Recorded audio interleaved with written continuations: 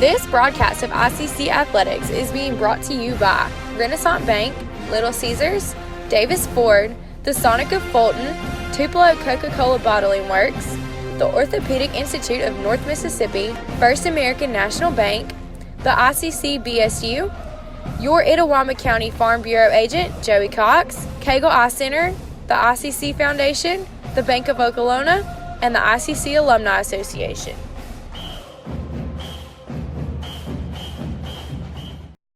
Carhop Classic for just $2.99 is the perfect 1-2 punch of flavor and value. Time that! You need a trainer to help you eat the burger? Hey, stay out of this. Don't get in my head, man. There's barely room for me in there. Hurry in and try quarter-pound double cheeseburger or 6-inch Philly plus tots for $2.99. My mom never let me eat this much cookie dough. What would she say if she saw you eating this big scoop cookie dough blast? I don't know, I ask her. Don't tell your father. Oh, naughty, naughty. Hurry in and scoop up our new cookie dough treats. Try order ahead to get happy hour anytime.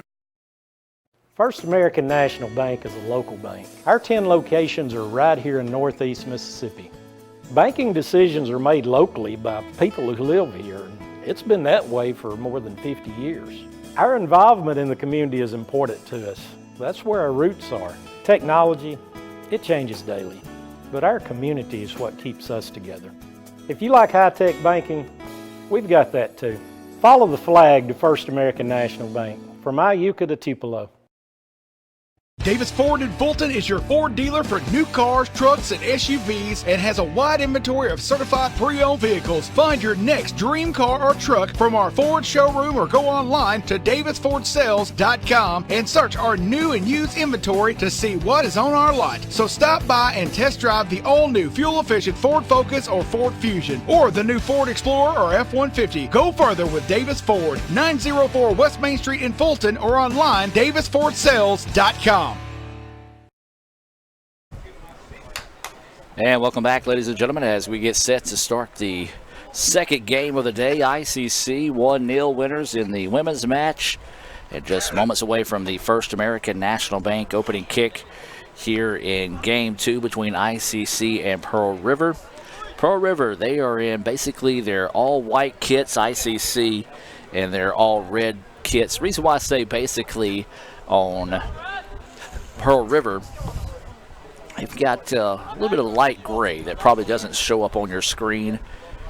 That kind of alternates patches on those kits there for Pearl River. Well, we talked about in the women's match, it could be a preview of what's to come in the playoffs. Well, this very well could be the same scenario here in the men's match, as ICC and Pearl River tops in their divisions. ICC 4-0 in the north. Pearl River the same in the south. Pearl River, then Jones is 2-2, Gulf Coast 2-2, Meridian 2-2, Southwest 0-4 for ICC. They lead the division 4-0. Hines 3-1, Holmes 1-3, Northwest 1-3, and East Central 1-3 as well. So a battle going for that number 3 spot heading into postseason play, which will be here before you know it. Now the winner of the North will host the playoffs, and ouch, that was quite the lick put on that time for the Indians. And the referee saying play on in that situation as he was going for the ball, just ran into the Pearl River player there. Pearl River quickly gets it ahead now. Here comes the Wildcats. Ball is deflected away, chase for it, and ICC finds it. Good job by the Indians to be able to come back and get it. Sends this one ahead. This is Rodriguez. Tries to send it forward, but Pearl River there to take it away. Well, we had an exciting physical match in the first game of the day. We expect to see that again here in the second. Foul call there on ICC. And so Pearl River will quickly put it back in play. And grabbed him by the jersey there. So Pearl River will put it right back in play again. Pearl River doesn't hesitate. You have to have the ball stop rolling. They'll reach down, stop it from rolling, and put it right back in play. They like to get aggressive. Now here comes the River. Opportunity here. Shoots high and too far. Boy, big time break there for the Indians as Pearl River just snuck that guy in that time. It was number 5, Baggett. coming in on the backside, and I don't know how a guy, they don't have his height listed, but well north of 6 foot can sneak into the back line that way. ICC catches a big-time break, that this one is still scoreless. Ball loose on the pitch, still loose, and Pearl River gets it back. Wildcats send this one forward and sent out of bounds by ICC, so it will stay with Pearl River. Again, we welcome all those that are watching in favor of the Indians this afternoon on the ICC Sports Network, but we also want to say a special hello to those that are watching in favor of Pearl River this afternoon. We appreciate you tuning in there and being able to bring you this broadcast here from Fulton. We hope you're having a nice afternoon, a beautiful day for soccer, especially for us up here in the ICC Alumni Association and Foundation broadcast booth, as we're in the shade here. Now on the pitch, that's not quite the tale of the tape. It is a nice breezy day, but a hot day. We saw it late in the women's match that some of the Lady Wildcats and Lady Indians players were starting to cramp up late in the contest. That ball sent out of bounds by ICC, so it'll be a corner opportunity coming up here for Pearl River. This one sent over the middle, cleared out nicely that time, as that was number 11, Carson O'Daniel for the Indians, cleaning that one up. Now Pearl River does keep possession of it, dribbles it into the corner. Tough defense, and I believe that was O'Daniel again. Instead, it was Clayton O'Daniel that time. As the ball goes out of bounds, it'll be a throw-in on the far side of the pitch here for Pearl River. Just getting started in this one, 41-15 to play here in the first half. 0-0 is your score. Shot from distance and nearly headed in that time. Beautiful cross. Looks like that one was maybe intended for number 19. Yes, it was number 19 that it was intended for. That was Hernandez. Just couldn't quite time it up. And Pearl River has had two good-looking shots here in the first half. Just nothing to show for it. So the Indians happy for this game to still be scoreless right now. Rodriguez with it. Sent this one ahead, trying to find it on the cross that time, a little bit too far behind Clayton O'Daniel, and now Pearl River gets it quickly, trying to force the issue on the attack. This ball sent ahead. Going to go out of bounds. It should go back to ICC. Yes, it will. So ICC will throw this one in. Well, this could very well possibly be a state championship preview, if not playoff preview. Of course, if ICC were to win the North, then the Indians would host the state tournament. As now here come the Indians on the attack, trying to squeeze that one ahead to Carter, and that's going to be a handball call. Once again, it all depends on the referees, and we've got the referees today that have been consistent in calling the handball, whether it bounced off your arm, both on purpose or in unintentional. As Pearl with it now, tries to cross it over the middle. Just a poor touch, and neither team really went for it for a second. Then Pearl River's like, oh shoot, let's go get the ball. And they keep possession. Sends this one across, and it's going to be wide off the header. I tell you what, Pearl River, they put a lot of pressure on you when they're in the attack, so you have to be ready defensively, as they've had some pretty aggressive shots from distance and some crosses from distance as well here in the early goings of this one. Albeit still scoreless here. Trying to come up, and now the ball is deflected. We talked about that pressure. Now Pearl River with it, and there's O'Daniel. Good job once again by Carson O'Daniel, as Box had that one deflected away, was not anticipating the pressure from Pearl River that time. And Carson O'Daniel saving the day for the Indians, as that could have very well been an easy shot on goal, as Box was still retreating to get back in net that time. Sent out of bounds. It'll be a throw in here for the Wildcats. Wildcats throw that one in, and there's O'Daniel to clear it out. Pearl River does keep possession, however. Back and forth we go in this one. Pearl River dominating the time of possession so far and field position in this contest, as we're 38 minutes and 15 seconds to go here until halftime. Lady Indians won it 1-0 in the first match of the day, and that was an instant classic. Anticipating the same thing out of this one. This ball sent ahead. Now here comes Pearl River on the attack once again. Tries to send this one across the middle, And Box is there to scoop that one up with ease. Well, I tell you what, very impressed with the start of the contest here for Pearl River. They're one of these teams that if you make a misstep or a slight hiccup, they're going to make you pay, and there's a poor touch, and Pearl River takes it over again. Chandler comes up, had a chance to get to it, but Pearl River gets the loose ball, now gets it back across the middle. Swings it back out wide and keeps it in bounds. Sends it back now towards the middle and resets the attack.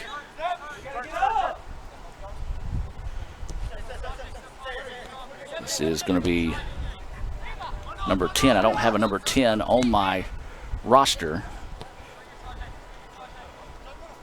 Last name on the back of the jersey says Dallo, I believe, D-A-L-L-O. Pearl River quickly puts it back in play after the foul was called, but there's ICC to step in front of it. That's Marquez with it. Marquez tries to squeeze it ahead to Clayton O'Daniel. O'Daniel gets to it before it goes out of bounds. Bodies flying all over the place, out of bounds, and it will stay with the Indians. Referee's letting them play here early. And as a soccer fan or a fan of competitive sports, when you got two really good teams to the pitch, you do like to see the referees let the teams play.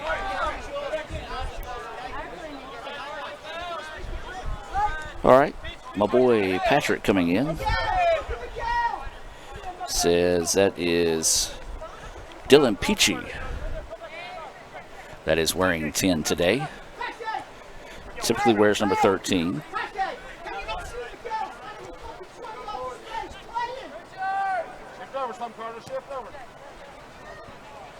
This one sent high into the afternoon here in Fulton. Rodriguez puts a foot on it, sends it down the pitch, and it's going to be controlled by Pearl River. Well, when Pearl River does have to set up their attack, they're very methodical. Now they squeeze this one ahead, and it's going to be offsides. Ooh, big time break there for the Indians. Just about a step and a half offsides. If not, that was going to be an easy opportunity there for Hernandez. It probably would have been a 1-0 game in favor of Pearl River. So a big time break there for the Indians. Again, Pearl River, if they see a seam, if they see an opportunity, something that they can put some pressure on you offensively, they're going to take it. And that was just impressive. And a poor touch and a turnover there by the Indians. And it's going to be taken back by ICC now, but then sit forward and deflected out of bounds by Baggett of Pearl River. Pearl River comes in with a record of 5-0-1. ICC is 6-1. Their lone loss of the season for ICC was to Gulf Coast, a 2-0 loss.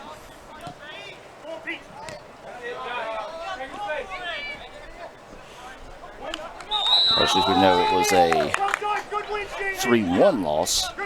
I was looking at the wrong sheet there. Pearl River defeated Gulf Coast at Gulf Coast 2-0. Tell you what, this Pearl River team is extremely stingy. They've only allowed 3 goals all season, 2 of those to Southwest in a 6-2 win, 1 of those in a 1-1 tie in the opening match of the season with Hines. Now here come the Indians trying to get out on the attack. Clayton O'Daniel had it, but a great tackle and save on the ball that time by Hobie, excuse me. And then there's the Indians to take it back. Anything you can do, I can do better on that possession. Now the Indians trying to get out on the attack on their own. Send it out wide. This is Rodriguez. Rodriguez missed the last match for the Indians. Now this one's touched ahead. Rodriguez, can he get the angle on it? No, he cannot. Beautiful play on the ball that time by McNeil. And it's going to be out of bounds, and it will belong to Pearl River. Great play defensively. Just made that sliding tackle, clean tackle on the ball, and ICC lost the handle on it after the deflection, and it went out of bounds back to Pearl River. Well, back and forth we go in this one. 33-30 to play. Out of bounds back to the Indians.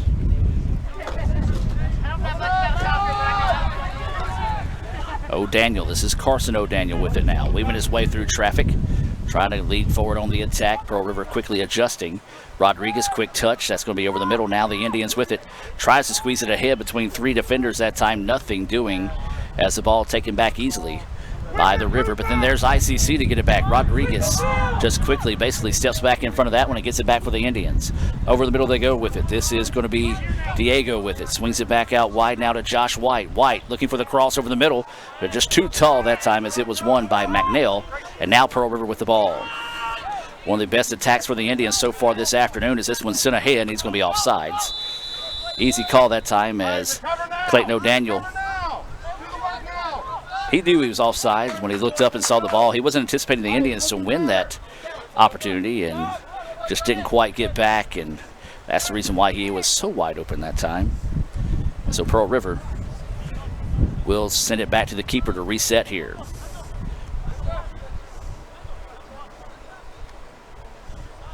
So the River with the ball, being very methodical here on the Indian side of the pitch. Just trying to lull the Indians to sleep and see if they can't go over the top with something. That's kind of been their MO today so far. 32 minutes of play in half, or the first half, I should say. Still scoreless, and they do send this one forward, but it goes out of bounds, so it would go back to the Indians. Breeze picking up here at the ICC Soccer Complex. A welcome breeze. As we said, it typically blows, I know for those fans that from Pearl River may not know, but it typically blows from the top of your, or excuse me, from the bottom left-hand corner of your screen into the pitch, which we're surrounded by trees, so you don't feel much of that breeze. Today, that breeze is coming more towards where the PRCC is on your screen, basically from the football field to the pitch here. And typically whenever the breeze starts shifting from that way, it's whenever the season's starting to change. And, well, it is fall now, even though it doesn't feel like it, so hopefully that is a sign of cooler temperatures to come here in Fulton. ICC tries to send this one ahead, and it's taken away by Pearl River. Wildcats having it again, being very patient and allowing their guys to get in place once they do force the turnover. Peachy with it now here in front of us. Sends it back over the middle. And then there's Carson O'Daniel. O'Daniel going to be knocked down, and a foul whistle here on Pearl River. Not a bad foul that time. Pretty smart to help the defense get back and play that time. ICC, I don't know why they rushed it and sent it ahead. Nobody was anywhere near the ball where they sent it that time. And now this one's going to be sent from distance. Hey, Caden Mitchell a little too amped up that time on the quick sim, was hustling to get the ball back and then shot it from distance and well off frame that time. Substitution coming into the match now, as this is going to be number 18, Trace Ray, into the contest for Pearl River. That substitution being brought to you by the ICC Baptist Student Union. They meet Monday nights at 7:07 as well as Wednesdays at lunch. All they ask is bring $2 and a friend. That's the ICC BSU. Follow them on Twitter at ICC BSU. So the Indians will throw it in after the ball goes out of bounds on Pearl River. The Indians trying to survey the defense. The Wildcats quickly adjust. ICC working right to left on your screen here. They send it ahead. This is O'Daniel with it. Carson O'Daniel gets by his defender. Looks for the cross to his brother. It wasn't there, but on the backside to clean things up is Carter Chandler, and he's going to try to get it back for the Indians to reset. White with it now. Dangerous pass to Marquez on the outside. Marquez is going to have to just run into the ball and see if he can control it. Just took a bad hop as he sends that one out of bounds. It will go to a goal kick here for the Wildcats. So again, the Wildcats, every opportunity they get, offensively and defensively, put a lot of pressure on you. Either make quick decisions or have to make a tough decision defensively, as they like to be aggressive at every opportunity they get offensively. Loose ball on the pitch. It is controlled by Pearl River. Sends it back across the middle. That's Ray, who just checked into the contest. Sends it back out wide to Hodby. As this one's going to be popped up, and that one's going to go out of bounds. Well, Mitchell a little frustrated as he sent that one out of bounds that time, and that one well out of bounds as he was trying to get it back for the Indians. Just a little too amped up. Take a deep breath. Get refocused here as Pearl River with the ball. Chandler steps in front of that one. Pearl River gets it back and now tries to send it back out wide, and that is going to be Braden Helms stepping in front of that one. Then Pearl River gets it right back. The Wildcats looking to go on the attack, trying to send over the middle. ICC breaks it up nicely, ends up at the feet of Carter Chandler, and then Chandler tries to send it ahead and taken back by the Wildcats. So Pearl River will poke this one forward. Nobody there as they were looking to go long with the play that time. As the player Ray was coming to the ball, he sent it long, so a break there for the Indians. An easy scoop up that time for Box. ICC getting set to send in some substitutions in the next opportunity. Rodriguez with it, looking to go over the top, trying to find Clayton O'Daniel, but nothing there. Good quick decision, as it was going to be a tough play for Pearl River's Brown to get to the ball. He just knew he had the opportunity to put a foot on it, send it out of bounds, and that's what he did. So it'll be a throw in here on the left side of the pitch by ICC. 27.5 minutes to go here until halftime. 0-0, still your score in this battle between the number 1 team in the South and the number 1 team in the North here, ICC and Pearl River. Goes short with it. Now Josh White will get it back. Sends it over the middle. This is going to be Carson O'Daniel. O'Daniel sends it across the middle. Oh, good idea to Rodriguez, but there was a great play defensively by Pearl River to take that one away. Now sends it back across the middle. Broke it up nicely by Pearl River. The Indians get it back, and then Pearl River just clears it out. Boy, I tell you what, the Indians had 3 good looks and an opportunity there, but 3 equally good plays defensively by the Indians took away those opportunities. Substitutions into the match here. Checking in for ICC, number 22, Cameron West, and number 16, Jalen Boyd. And in for Pearl River is going to be Brandon Pasquini. Apologize if I'm saying that wrong. Pasquini. I do appreciate the pronunciation guide from my buddy Patrick down at Pearl River. I said it in the women's match, and I'll say it again here in the men's matches. Now ICC goes on the attack, and it's in! Big time goal there for the Indians. What about that? O'Daniel just steps in one and blisters it by the keeper. Impressive shot there. I was in mid-thought. But a big-time goal, 26-23. And Clayton O'Daniel. Let's look at that one again. Possibly one of the best goals you'll see of the year. It's an assist off the foot of Cameron West. Top shelf, blistering shot by Clayton O'Daniel. And the Indians lead it 1-0. Well, I tell you what, that's what you call just staying with it for the Indians. As Pearl River had dominated the time of possession, ICC was able to flip field position, had some opportunities, and O'Daniel blistering that one home. 1-0 now is the score in favor of the Indians over Pearl River.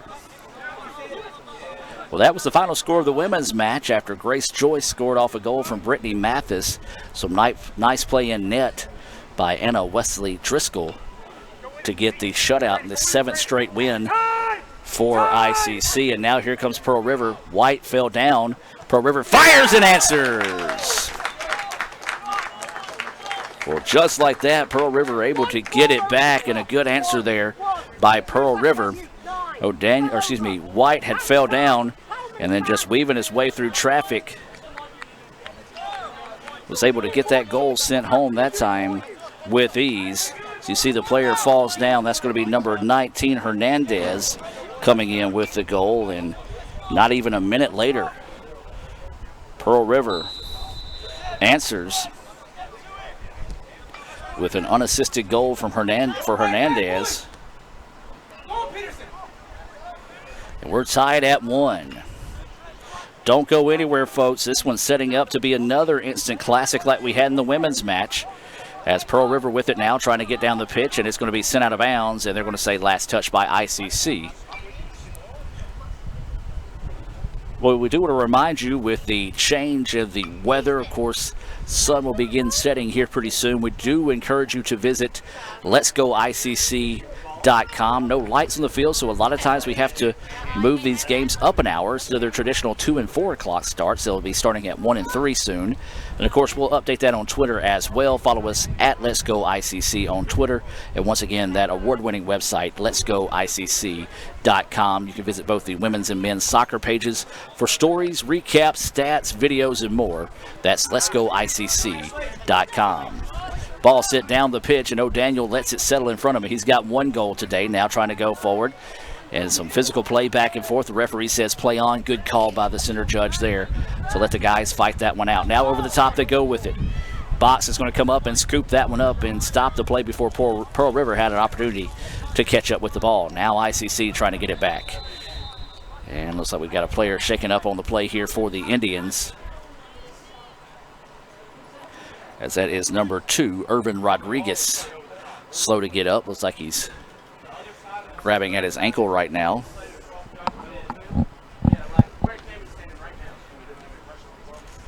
And so they'll quickly put it back in play. Rodriguez with it. Mitchell sending it over to Josh White. And again, Mitchell just a little long on his touches today. As that one carried a little bit further for Mitchell. It's been the second or third time we've seen him have a little trouble with those crosses going a little bit long on him. So Pearl River with it. Got Carson O'Daniel coming up and trying to make the play. The referee says play on. Good call and good battle for the ball that time as Hernando eventually wins it. Or Hernandez, excuse me. Now they go out wide with it. Try to come in and make something happen, and there is a nice play on the ball as Braden Helms. And we have sang the praises of Helms all year long on that back line for the Indians. That's a position in soccer. A lot of times stats just don't talk about how important their role is, and Braden Helms has been money for the Indians on that on that back line all season long. Now it will be a corner opportunity here coming up for the Wildcats, and they do have some pretty significant height advantage on the field right now. So we'll see if they can make it dangerous here, as this will be James to send in this corner opportunity. The kick is deep, a little too deep. It's cleared out, or excuse me, the header sent out, and now ICC is going to try to flip the field. Now this is going to be Clayton O'Daniel. O'Daniel's going to send it ahead. Now here comes an opportunity. This is going to be number 16, Boyd with it, lets it settle, and then Boyd just can't find anybody to join him that time. It's just going to be sent out of bounds. Good hustle by James that time. Shandy James, who actually sent in that corner kick, sprinted the full length of the field, came in there and sent that one out of bounds to allow the defense to reset. 22:15 to play here in the first half. 1-1 is your score between ICC and Pearl River. This is Carson O'Daniel with it now. O'Daniel trying to weave his way through traffic. Lost the handle on the ball, taken away nicely by Pearl River. And then the Indians eventually battle back and get that one back. That was Cameron West who won the battle there for the Indians. And ICC is going to send it back to the middle of the pitch to reset it.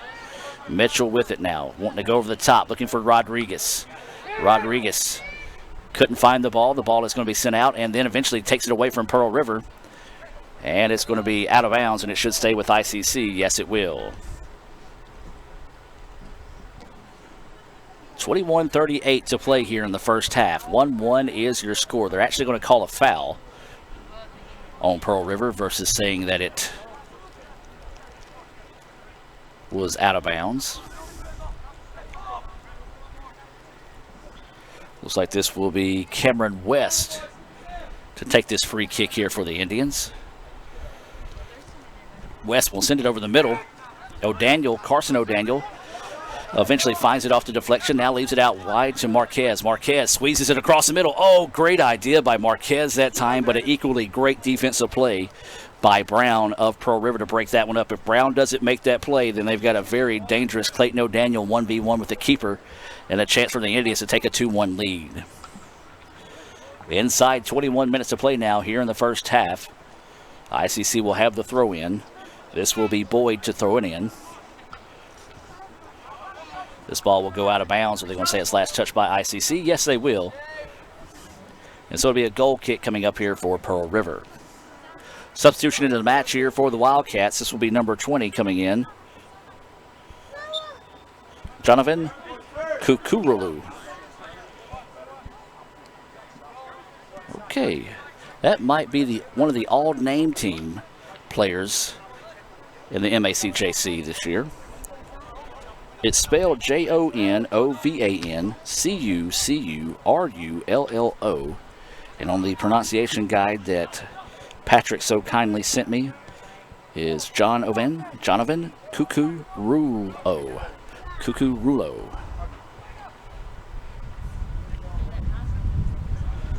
So the ball goes out of bounds, and ICC will throw it in here. Poor spacing on the part of the Indians that time. And now here come the Indians. This is going to be White with it. White sends it back across the middle. That's Clayton O'Daniel. The ball just ran up his foot that time. Does a good job of keeping possession for the Indians. Now he's going to send it back out wide. This is going to be Mitchell with it. Soft touch over to Marquez. Marquez dribbling down the right side. Now squeezes it across the middle, and it's going to be cleared out by Pearl River. So it'll be another throw in here for the Indians. 19:15 to play until halftime. 1-1 is your score here. If you're just now joining us, the Lady Indians picked up a 1-0 victory in the first match of the day, an instant classic there, as Pearl River suffers their first loss of the year. On the women's side, it was the 7th straight win for the Lady Indians, as ICC has put things together pretty nicely over this last stretch of games. Of course, coming up next for ICC, the Lady Indians will host Motlow on Saturday. Now, there will not be a broadcast for that match, as we'll be shorthanded Saturday, so we will have Lee Adams here to update Twitter, and the men will actually go to Andrew College out in Georgia. They are planning to broadcast that match, so we'll try to get you that link, and of course we'll link it on letsgoicc.com as well as on Twitter for those that would like to watch the men's match in Georgia on Saturday. Rodriguez keeps the ball with him after the deflection. Now he's going to try to get it forward. Works it over the middle. No, just no communication that a man closing in that time was for Pearl River, and then Pearl River sends it forward, and there's ICC to take it away. Now they're going to reverse the pitch over to White. White surveying the defense, seeing what they want to give him. Tries to send this one ahead, and a nice job that time by Brown. Well, talked about the back line of ICC, Braden Halems. You got to talk about the play of Tajah Brown, as well, as he's been pretty tough on the back line so far for Pearl River. Over the middle they go, trying to find it to West, but then it was taken away by the Wildcats. Now the Wildcats, they haven't been on the attack in a while. Quickly advancing the ball across midfield. Now tries to go out wide on the right side. This is Hernandez. Hernandez fires, and it's broken up nicely that time by the Indians. Now sit back across the middle, though. It's going to fire, and too tall. Well, the Indians fell asleep that time, as I looked down thinking it was easily broken up. Pearl River, though, you can't do that with the Wildcats. They continuously put pressure on you all the time, and they'll make you pay if you fall asleep, and almost did so there. Substitution in the match here for Pearl River, Mike Jimenez coming into the match. And then for the Indians, it's going to be number 7, Brian Huckabee, and Diego checking back into the contest. Diego Trujillo back into the match for the Indians. This ball sent out wide. Boyd going to try to get to it, lets it settle, and it's going to go out of bounds. Well, the Indians have struggled with those crosses near midfield, as most of those have went out of bounds today, as there's but who else, Helms, to break up that play on the back line. This ball sent forward. It's going to be a scramble for it, and Pearl River has it, sends it back to midfield. Now they settle the possession. Looking to go out wide. This is going to be Hernandez on the attack again, right side. Trying to get by West. West doing a good job coming in and making a great tackle on the ball. And they're going to call it a corner kick coming up here for Pearl River. What a great play by Josh West. Man, we have seen some outstanding defensive plays between these two teams so far here in the first half. It's been an exciting first half. Just a few ticks inside 16 minutes left here. 1-1 is your score. Oh, no, if you're a player, you want each corner kick to be on the right side of the field right now, as you get to spend a little bit of time in the shade. Of course, left side on the opposite side of the pitch, as now Pearl River trying to see if they can get that breakthrough goal here. 1-1 is the score. They go send it forward. It's going to be short. Boyd breaks that one up, and it's going to go out of bounds, so it'll be a throw-in. So not to quite the send you wanted to get off the corner that time for Pearl River, as ICC catches a break there. So the Wildcats with it. Boyd takes it away. Now Boyd wants to go one-on-one up the field. Now trying to work it forward to Huckabee. It's going to be a foot race. Brown was there, and it's going to be sent ahead. Huckabee keeps it now. And nobody coming to really help Huckabee that time. He tries to send it back across the middle. And then White stops on the play, and that's what we said. You can't do that, and Pearl River takes advantage. You got to play these things out the entire time. You see White just kind of checked up on the play that time. Easy cross and send in the middle for the goal, and it's now 2-1 in favor of Pearl River. What a great job that time, and it's just that extra effort right now that Pearl River is giving, As that was number 7, James with it. They send across to number 20, Kukurulo.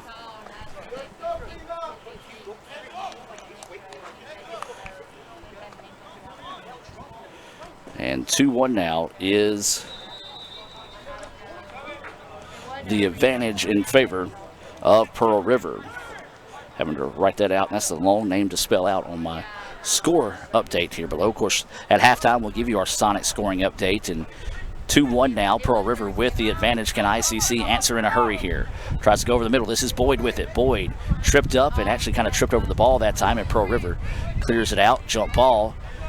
And it's still being headed around, and Pearl River gets the break on that one. Now here comes the Wildcats.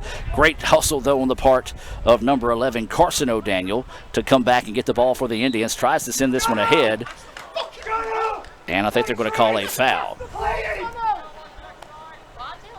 And I believe they did call a foul on Pearl River. So the Indians will send this one in. 2-1 is your score. Pearl River catching a break. Both those opportunities, or both their goals they've gotten. Once was when a defender fell down for ICC, and the second was when one just stopped. It appeared to have stopped on the play. So 2 gifts. I wouldn't say gifts, because of course Pearl River did earn those goals by having some heads-up play and just out-hustling the Indians to get this 2-1 advantage right now, especially on that second goal. So Marquez is going to send this one deep, looking for the header, and it's going to be wisely caught that time, looking to go back post to Boyd, and the keeper goes up and makes a great play on that one. Can't see his number. Actually, I don't know if he has a number on his jersey. I don't see one on his back as well. So interesting that there's no number on the keeper. So that's, they've only got one keeper listed, and that's Cody Butler. So I assume that's who is in net for Pearl River. Of course, we know what happens when you assume sometimes. 13:04 to play here until halftime. And Patrick Oakes, and that's what happens when you assume, folks. Patrick Oakes actually saying John Bowman is in net.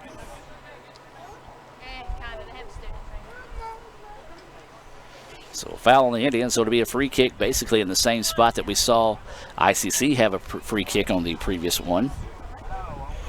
He was the MACJC Keeper of the Week last week. So Patrick dropping dimes and information like a true SID would. Appreciate Patrick throughout this afternoon helping with some names as well as some information for Pearl River. If y'all see Patrick or even Mark around campus, be sure to give them a shout out.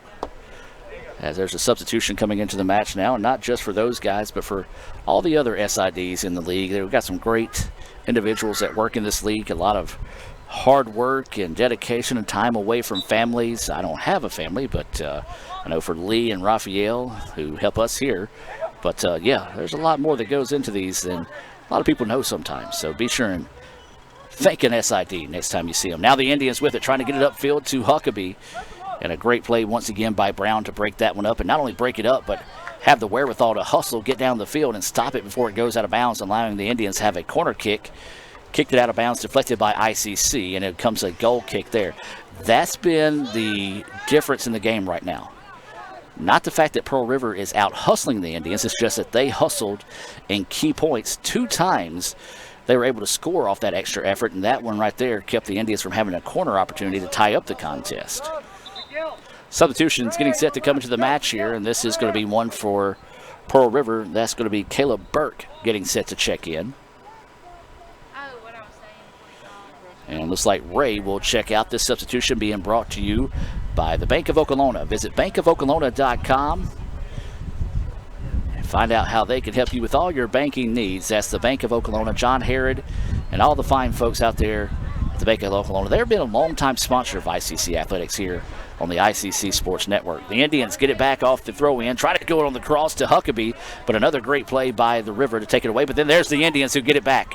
ICC trying to go on the attack, squeeze it ahead. Huckabee looks forward for Boyd. He was there, but then just had it taken away again by Pearl River. Boy, I tell you what, a good opportunity there, thwarted by a great defensive play by Pearl River. Seems like every time you see a good play from the Indians, Pearl River has had an equally good defensive play to stop any scoring opportunities for the Indians to keep this 2-1 advantage. Outside they go, now back into the middle. This is Marquez. Marquez trying to find someone to go to. Squeezes across the middle, trying to find it, and that was number 21, Weston Mitchell, just a little bit too tall on the shot attempt, and now we'll have another substitution coming into the match, and this is going to be Baggett checking into the contest when the referees send him in. Now they do. He'll come in, and checking out will be Jimenez. This substitution being brought to you by the Sonic in Fulton. Well, I tell you what, folks, I don't know what y'all guys like to drink from Sonic, but I'm a either cherry limeade or a half cherry, half grape slush kind of guy. I could go for either one of those right now. Sonic of Fulton, a proud sponsor of ICC Athletics. They will update our stats at halftime as that ball sent away. And now here comes Huckabee with it. Huckabee trying to turn to find somebody. There was nobody there for the Indians, and quickly taken away by Pearl River. Now here comes an opportunity for Pearl River to make this thing dangerous. They send it ahead, but Box comes out of position to make the play. Great send that time as it was timed up nicely. Some of the ICC faithful wanting offside. No, he was not offside, as he was for step next to the defender. Was able to get that one forward. Now here come the Indians. This one sent out wide, ends up at the feet of Marquez. Marquez wants to dribble down the right side. Marquez bumped a little bit. Ball's going to be sent, and no, it's going to be saved inbounds, and ICC keeps it. Trying to send it ahead, then it taken away by Pearl River. Good job by Pearl River, and we're going to have a foul on the play called on ICC. Not a bad decision that time by Marquez to come up and commit the foul as it kind of stopped or maybe slowed down the attack for Pearl River. Then Marquez showing the extra hustle to get back and get the turnover, sends it back to Box, and Box is going to survey the defense. And now we'll let to go wide. This is going to be number 20, or excuse me, 21 with it. That's Mitchell.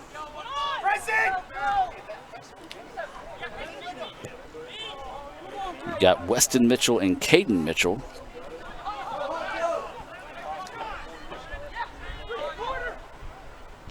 Weston out of Corinth, Caden out of Saltillo. Oh, there was an opportunity there. Smart decision by Bowman to come up and make a diving effort on that one. If not, then it's Carter Chandler who would have had the opportunity to tie this one at 2. So Pearl River with it now, trying to get down the pitch, and that's going to be a foul. Don't be surprised if you don't see a yellow card come out here in a moment, as this game's starting to get a little bit more physical, a little bit more chippy in this situation, as the referee wanting to come up and talk to Caden Mitchell. Mitchell pleading his case.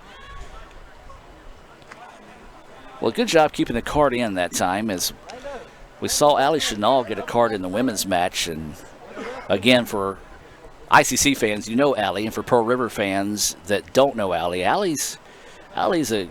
she's got a pretty cool temper on her. She doesn't get mad, and she's one of those players you like to see around campus, always smiling and always pleasant. There's a shot, going to go wide right. And for her to get a yellow card, especially after the referee sat there and talked to her, she walks away, doesn't look back at the referee, doesn't shrug or anything, then a yellow card comes out. I would like to get Allie's call on what that was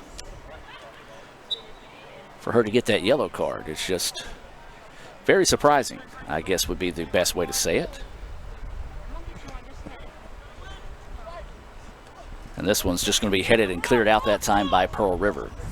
Now, I've got no problem with a yellow card coming out if it's needed, but it's one of those, if you're a referee and you talk to the player and you kind of not berate, that's a little bit of a harsh term, but maybe talk firmly to, would that be the correct way of saying it? If you talk to the kids, you know, they're 18, 19, 20-year-olds. You can't expect them to just turn around and be like, yes, sir, and walk away. So if you spend some time talking to a player, you just got to let it go.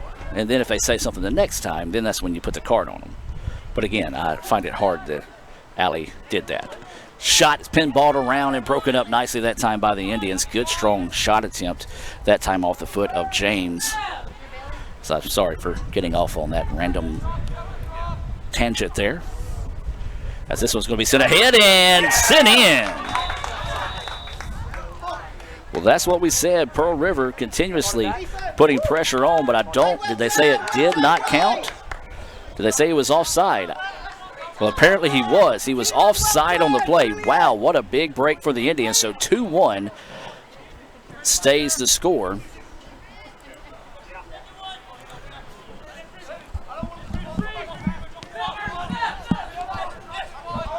So 2-1 is the score, as that one was called off.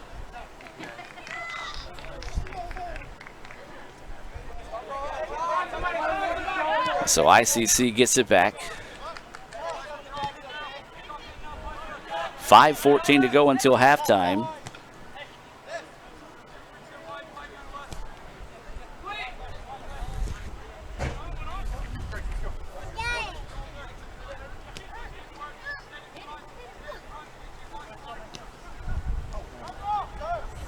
Indians with it, send it across the middle, trying to go over the top, and good thought, but just couldn't quite get that one on there. Trying to help out and see if there is a, actually, it's, wow, there's a no minus on the scoreboard or the box up here. So we'll correct that at halftime with the score.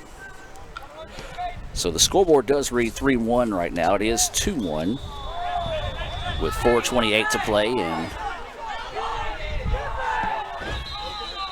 now things really getting chippy as some fans getting into it, and a yellow card has come out. And that yellow is going to go on Caden Mitchell there. Mike, can we go 1-for-1 on the sub on the card? Can ours go too? Because they had to sub the card. Yeah. They got it. Clock stop. Yes, go. All right. So ICC will send in Garrett Mills in place of Caden Mitchell, who drew that yellow card. Another substitution will come into this situation. Ray into the contest, and Hernandez will come out here for Pearl River. These substitutions being brought to you by our friends at the Tupelo Coca-Cola Bottling Works, Coke and ICC. Now that's a winning combination. So they sent that one in. It was caught and saved. I won't say it's a save, possibly. My definition of a save is a little bit different than everyone else's. So, but they will stopped by box is what I'll say that time. Of course, I'll be the first to admit I don't know soccer that well, as I was not very involved with the sport until I got here at ICC, and this is actually my 8th season covering soccer. And thanks to Cody Carson and Mike Sullivan and David Strother for their patience and also explaining situations and how things work in the game of soccer. As Box comes in and makes a great play that time to take away that opportunity for Pearl River.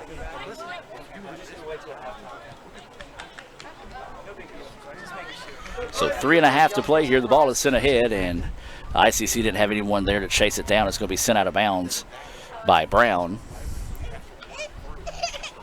So it'll be a throw in here on the side for the Indians. They trail it 2-1.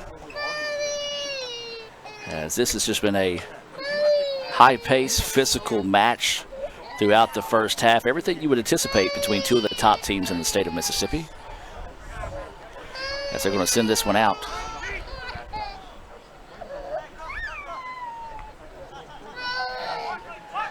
Across the middle, and this one's going to be sent wide and off frame, well off frame that time.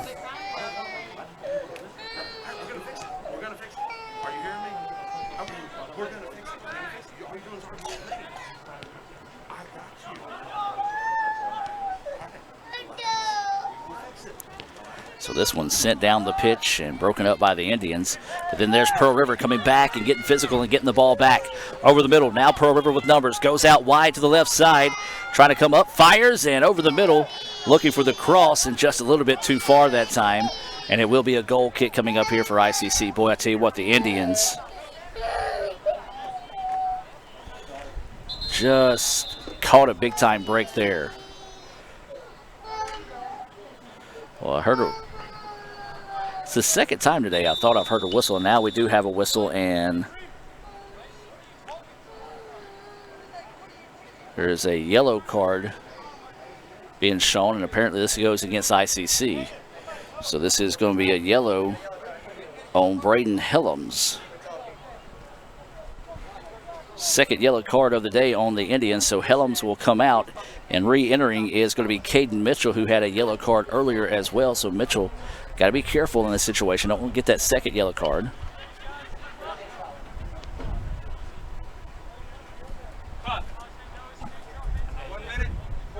seconds.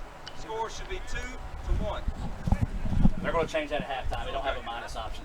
Hang on, Donovan.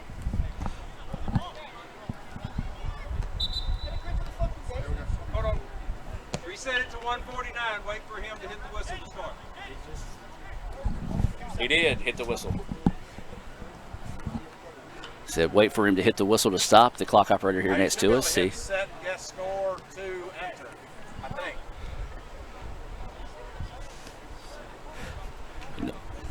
We'll get it at halftime. It's only 1:49 until halftime.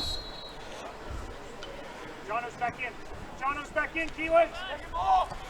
So this ball is sent ahead. Pearl River gets it, but ICC clears it back out, sends it ahead to Rodriguez.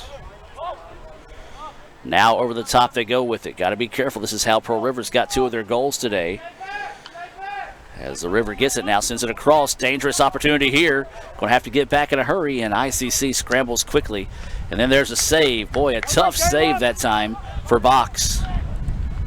The reason why that's so tough is just the simple fact that the sun back in the eyes of the keeper. You saw him there just kind of put his hands up and swing to find it. Coming up on a minute left here in the first half. And that's going to be a foul call as there's bodies thrown all across the pitch right now. And the referee coming up, stopping here. So players shaking up on the pitch here for Pearl River. This is Caleb Burke. Referee goes over and talks to him. Burke says he's okay, and the referee will put the ball back in play. ICC trails it 2-1 here. Coming up on 30 seconds left in the first half. Can the Indians find a little surge here before halftime? Pearl River with it now. This one sent ahead, broken up by Garrett Mills. Marquez with it.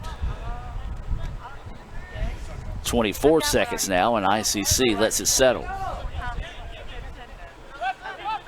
Mitchell sends it across the middle. Nobody there. Poor communication by the Indians that time as Nichols thought somebody else was going to get it, and there's going to be a foul with 8 seconds to play. And that will do it for the first half. 2-1 will be your score here at the break. Pearl River gets a pair of goals as we'll take it and move into the Little Caesars halftime report. Give you the Sonic scoring. The first goal of the day belonged to ICC. It came with 26 minutes and 23 seconds left in the first half when West found Clayton O'Daniel. Clayton O'Daniel with a top shelf blistering shot to make it 1-0 ICC. Then Hernandez took advantage of an ICC defender slipping down on that back line. He found the equalizer, 1-1 with 25:46 left in the first half. And then James to Kukurulo to take a 2-1 advantage here at the break. We'll take a break and be back with more right after this with the Little Caesars halftime report here from Fulton. ICC trails at 2-1 to Pearl River after the first half of play. This broadcast of ICC Athletics is being brought to you by Renaissance Bank, Little Caesars, Davis Ford, the Sonic of Fulton, Tupelo Coca-Cola Bottling Works, the Orthopedic Institute of North Mississippi, First American National Bank, the ICC BSU, your Itawamba County Farm Bureau agent, Joey Cox, Cagle Eye Center, the ICC Foundation, the Bank of Okolona, and the ICC Alumni Association.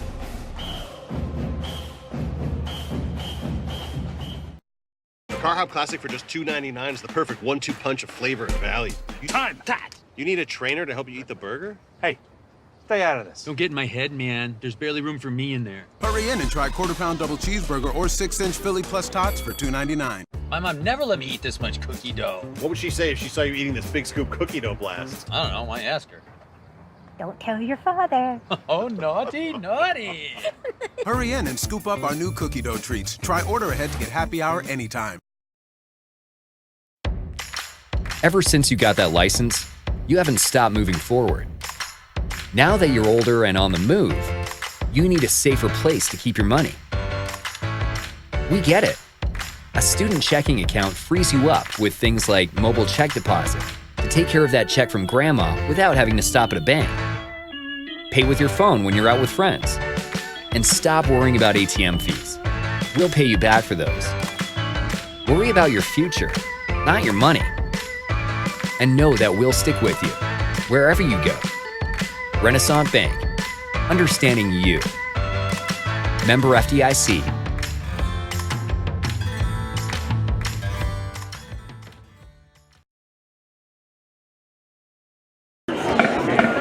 Good evening, ladies and gentlemen. Itawamba Community College is proud to present to you the 2019 ICC All-American Marching Band.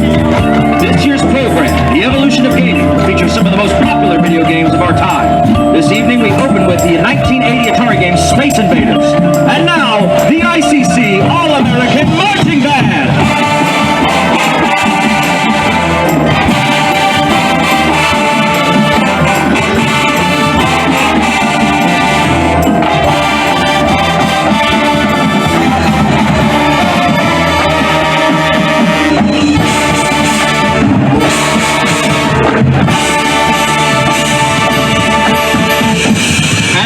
The 91 Sega game Sonic the Hedgehog, featuring trumpet soloist Tucker Johnston from Saltillo.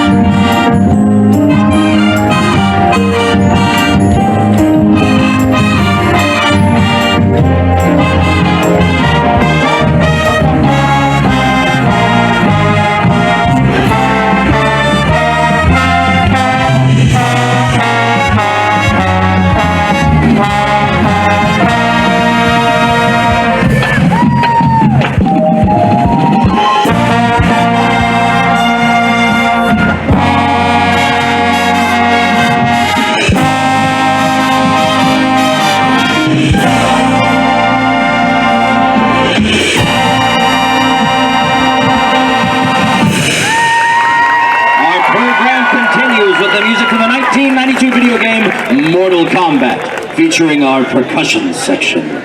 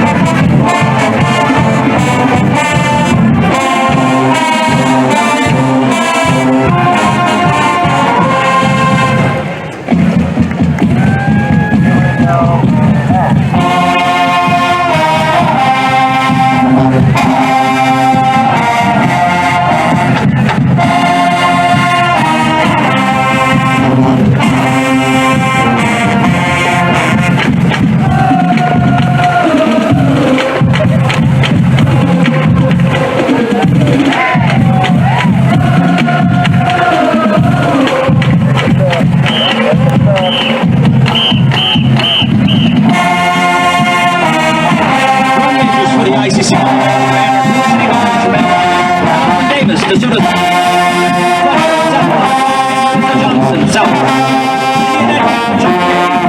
Itawamba and Diavian Calmis Walker from Starkville. Color guard captains are Alfonso Fernandez, South Pontotoc, and Alexis Wharton from Barr County, Alabama. Percussion captains are Cody Hunter from Lafayette and Alexis Bradley from Tupelo. Front ensemble captains are Chloe Hatfield from Alcorn Central and Jacob Curry from Saltillo. Indian Act choreographer is Roxy Thomas Clayton. The ICC All-American. With the Little Caesars mobile app, you can customize an extra most bestest pizza with the most cheese, and now with the most of any toppings for the nation's best price. It's the crowning pizza achievement. And it's true what they say, it's lonely at the top. Unless you have an extra most bestest pizza. Then it's a party at the top!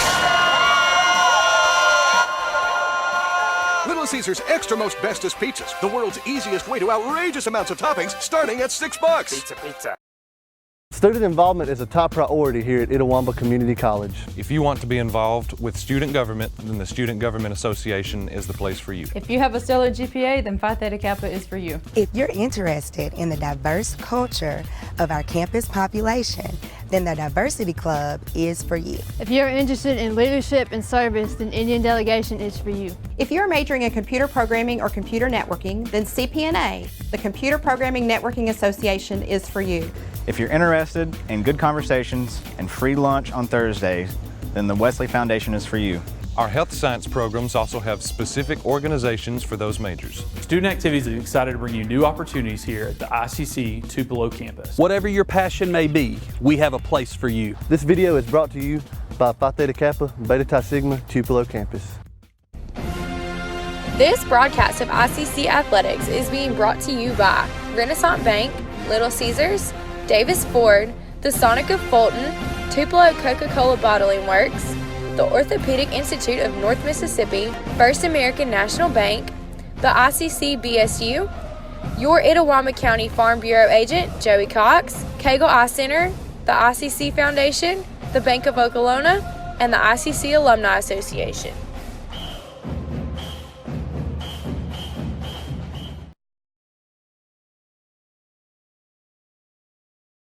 Student involvement is a top priority here at Itawamba Community College. If you want to be in The Car Hop Classic for just $2.99 is the perfect 1-2 punch of flavor and value. Time that! You need a trainer to help you eat the burger? Hey, stay out of this. Don't get in my head, man. There's barely room for me in there. Hurry in and try quarter-pound double cheeseburger or 6-inch Philly plus tots for $2.99. My mom never let me eat this much cookie dough. What would she say if she saw you eating this big scoop cookie dough blast? I don't know, I ask her. Don't tell your father. Oh, naughty, naughty. Hurry in and scoop up our new cookie dough treats. Try order ahead to get happy hour anytime. The newly formed Orthopedic Institute of North Mississippi wants to make sure you are receiving the best orthopedic care possible. Our staff of 7 experienced, board-certified surgeons specialize in a specific area of the body and can treat you with the newest and latest technology available to fast-track your road to recovery. Call us for same-day appointments at 662-377-BONE and come see us at Gloucester Creek Village in Tupelo. At the Orthopedic Institute of North Mississippi, our specialty is you.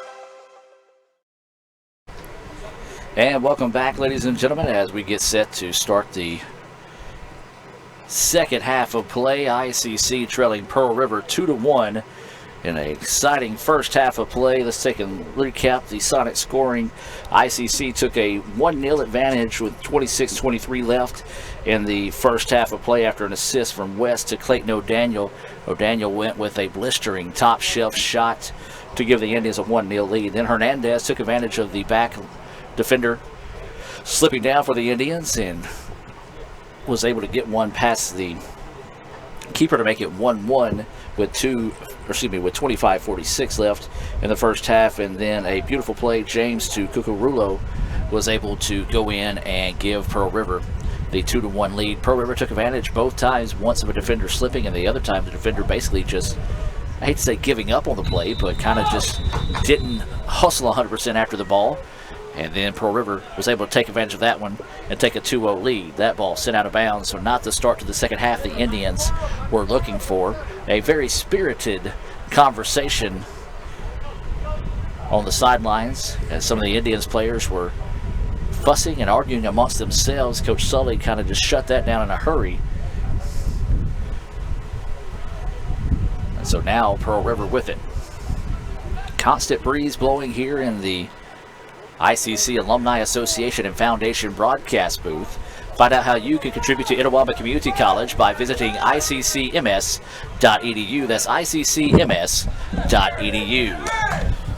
Indians force the ball to turn out wide that time, and Pearl River gets it back. Shadows starting to cast across the field, making things a little difficult to see. Smart play by Rodriguez that time. Charged at the ball, stopped, and then the Pearl River player came in and sent it out of bounds. So the ball will stay with the Indians. 2-1 is your score. There's 43:55 to go here in the second half of play. It's been an exciting day of soccer between two of the top teams in the state here in the men's game. That was the case in the women's game as well. ICC won it 1-0 in that game. Grace Joyce with the goal off an assist from Brittany Mathis. It was an instant classic, folks. If you're a fan of good, aggressive, hard-fought soccer between two really good soccer teams, you want to be sure and go back and watch that one. Ball taken away now. Fires and a save. Oh, great play. That time by Box, as that one was on top of him before he knew it that time. As a quick shot, the ball was deflected, almost perfected. Or perfect shot opportunity that time. It was knocked away. Box saves it out of bounds. And it will be a corner opportunity coming up here for Pearl River. We welcome inside the ICC Alumni Association and broadcast booth women's soccer coach David Strother, as this one's sent in from the corner, and the Indians break it up, trying to get it out of the box here as Pearl River fires too tall and well over the back net there. Well, David, we were just talking about your 1-0 win in the first game of the day. I'll tell you what, in my 8 seasons of being around the soccer program, that was possibly one of the best matches I've seen from start to finish between two really good soccer teams. Yeah, I thought it was a really well contested match. I thought we could have played a little bit better in the attack, but just in the willingness and the desire from both teams, I thought it was evenly back and forth. Pearl River's kind of established themselves as the #1 team in the South Division, and they've earned that right. They've been undefeated in the South, which is always an extremely tough division to play in, and so it's just a good result. We're extremely proud of the past 7 matches and kind of how we've been building game by game, and we just want to take it one game at a time after this, but we're really proud of the effort that was given today. Let's talk about that 7 straight wins for the ladies now. They kind of a little sluggish out of the gate, to say it that way, but they were able to rally, come together, rattle off 8 straight. Just talk about that this win streak right now. Yeah, so for the 2 years process, it's always about freshmen buying in and understanding, and that's something that good save by Box coming off his line right there. But it just goes back to the freshmen having to buy in and understand. And so we feel like those first few games were them learning, and now that they've got an understanding and buying in game by game, we've really had some freshmen step in and really perform well for us, not just early in the season, but now at the halfway point. Yeah, Alex Box shaking up on the play. The referees are going to tend to him, and they're going to call for the trainer. Let's take a quick break and hear from the Orthopedic Institute of North Mississippi. 2-1, Pearl River with the lead. Back with more right after this. The newly formed Orthopedic Institute of North Mississippi wants to make sure you are receiving the best orthopedic care possible. Our staff of 7 experienced, board-certified surgeons specialize in a specific area of the body and can treat you with the newest and latest technology available to fast-track your road to recovery. Call us for same-day appointments at 662-377-BONE and come see us at Gloucester Creek Village in Tupelo. At the Orthopedic Institute of North Mississippi, our specialty is you.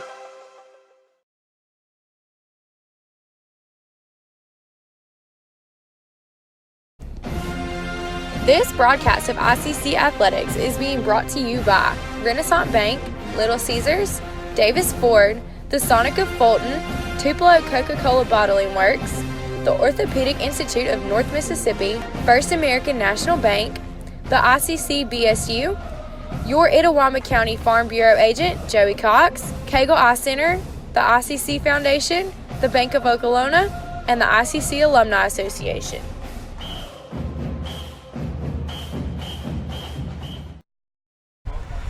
And welcome back to action. We did have a yellow card given to Ray on that previous play. Alex Box is checked out, and he's being looked at by the training staff here on the side, and they'll go through the concussion protocol in this situation.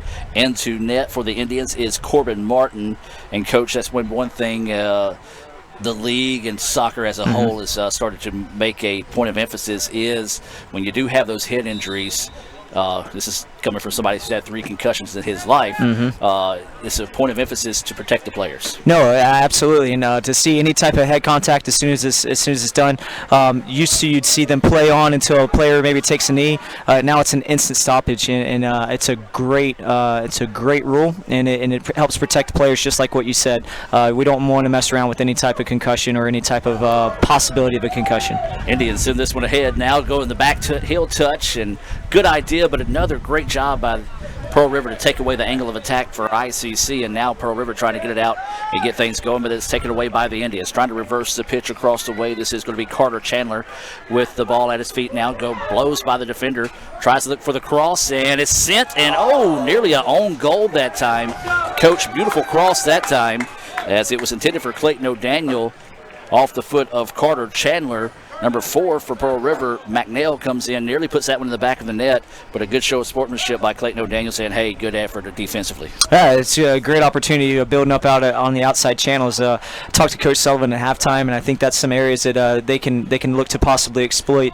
Pearl River's so good running at you and getting into the counterattack and going forward, so you wanted to maybe catch them on a break whenever they've pushed their outside backs high, catch that counter space on the outside channels to the left side or right side, and that's exactly what Itawamba just did.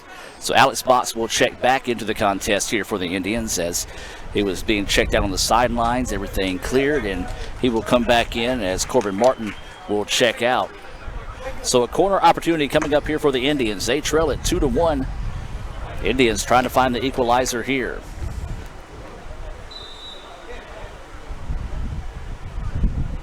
This is Carson O'Daniel, puts a foot on it, goes back post. And just a little bit too tall that time, as they looked like they were looking for possibly Caden Mitchell. And Mitchell just couldn't quite find a head on it. So, Coach, let's go back and continue our conversation about your 1-0 victory. Grace Joy scoring off an assist from Brittany Mathis. That was just a beautiful goal. They were patient. That's right. They allowed the play to develop, and they were able to finish. That's right. And I thought we could have done that more. And all credit to our opponent. There was press on the ball. There wasn't much opportunities to break on the line. I think that rushed our decisions a lot. But in the final third, I thought we did really well in those chances of connecting to our 2 forwards and playing off of one another.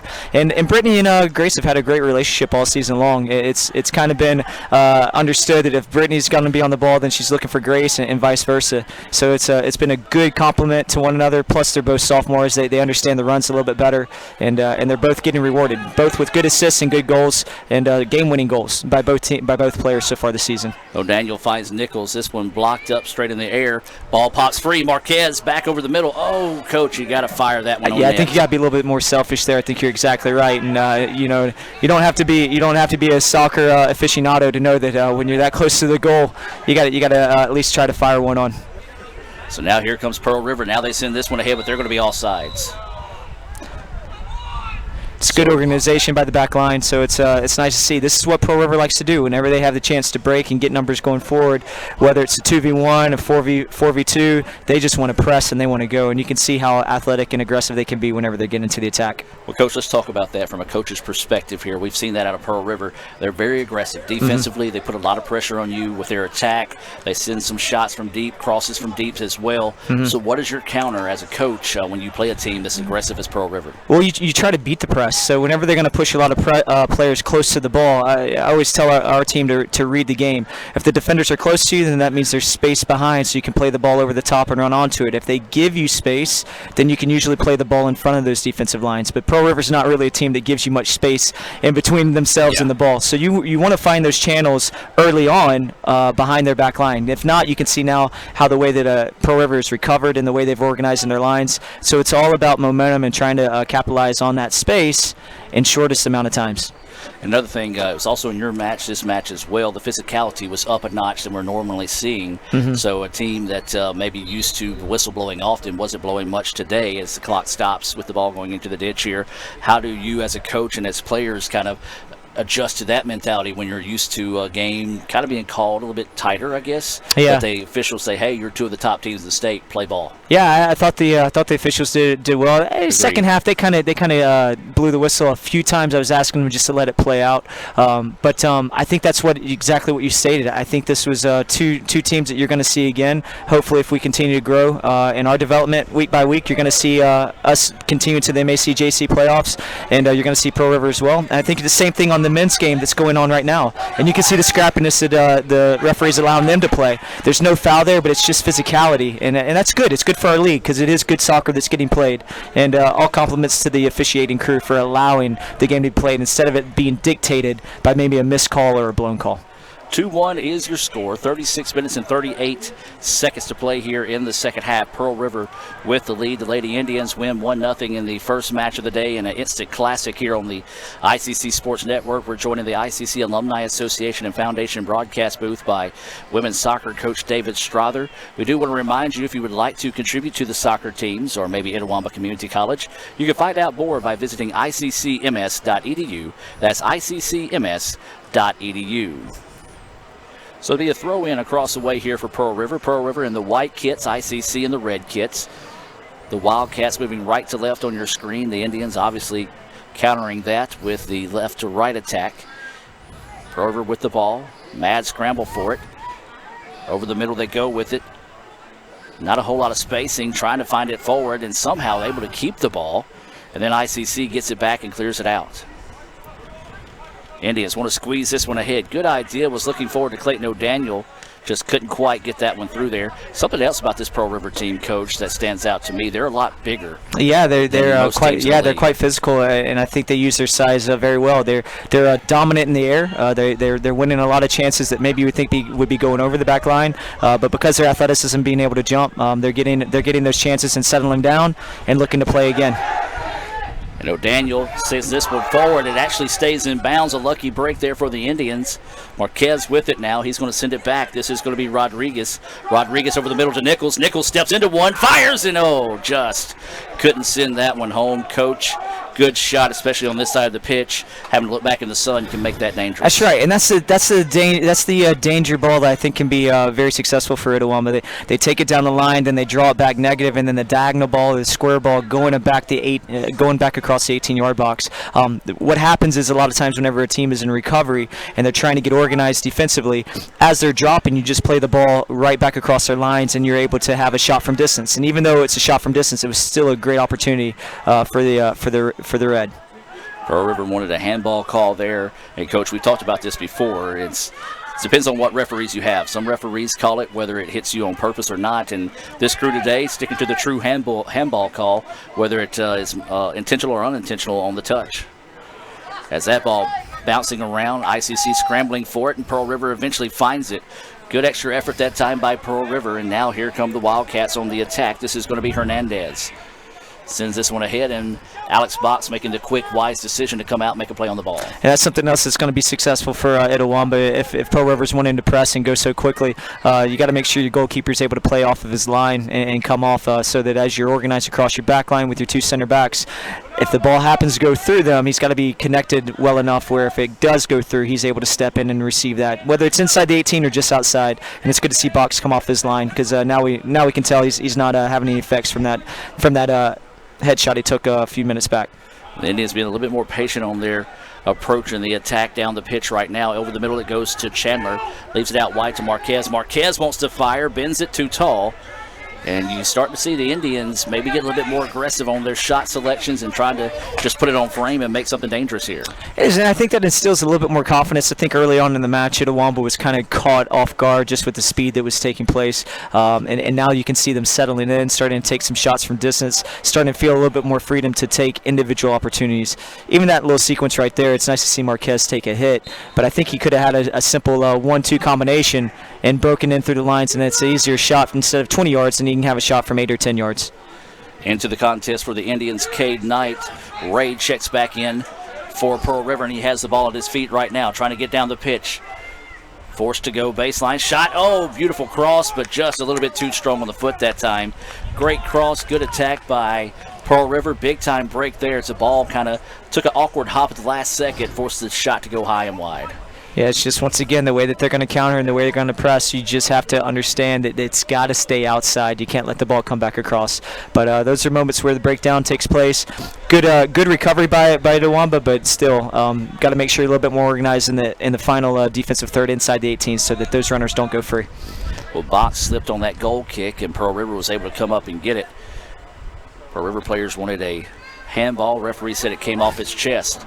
Ball sent ahead. Now dangerous opportunity here. Pearl River's going to try to juke and jive, and what a play by Alex Box. Coach, that's just wanting it, is all you can say to that play there. He was out of position, slipped, and knew he had to make a play. He found a way to get it and get it done. I think Box is just getting more and more confident every single game that he's able to play in. And you're right, he was off-footed, he was caught off balance, and you don't want to see a counter moment here again. He's doing his job to keep Itawamba in the game. Goalkeepers can never win the game; they can only keep teams in the game. And he's doing his. He's doing it. You can see right there. And another beautiful save by Alex Box. Let's take a look at that on the Little Caesars instant replay. Coach, it doesn't get very much better than that. Beautiful cross on the header, but Box was there to make the save. I think that's NJC AA top 10 worthy right there. The women's team has been lucky enough to have two of those game-winning goals make their way to the top 10, but Box making that save, that was pretty class. Speaking of that, the Indians were on that top 10 list this week as well, and yeah, we'll most definitely be sending that one to the NJCAA this week, too. What a save there by Box. 2-1, still your score. 30 minutes and 45 seconds left in this one. Trying to find this one over the top to Rodriguez. Rodriguez going to have to chase it down in a hurry here. Does so, lets it settle. Now wants to work 1v1 against the defender here. Some fancy footwork, but good defense, but gets by the defender. Looking for someone to come with him, and just tripped up for a second. Was able to keep the ball with him. Now sends it over the middle to Carson O'Daniel. And Coach, just a tough break there as Rodriguez really didn't have anybody to go with him. Then his foot betrayed him as it went out of bounds. Yeah, as soon as he got around to that first defender, he should have slotted the ball in. He had him all-footed. He had him in recovery mode. And he took a few extra touches, but he's so crafty in 1v1 situations. You know, that's where I think Itawamba's going to find success. We've already talked about the outside channels. Now that you have Irvin playing out here on the right-hand side, get the ball to him, let him take defenders on 1v1, and let him dance, we say. Let him dance and let him take the defender on the dance. Rodriguez appears to be shaken up on the play. He will check out of the contest, and Boyd will check in. This substitution being brought to you by the Bank of Okolona. Another substitution into the match here is Garrett Mills, and Caden Mitchell will check out.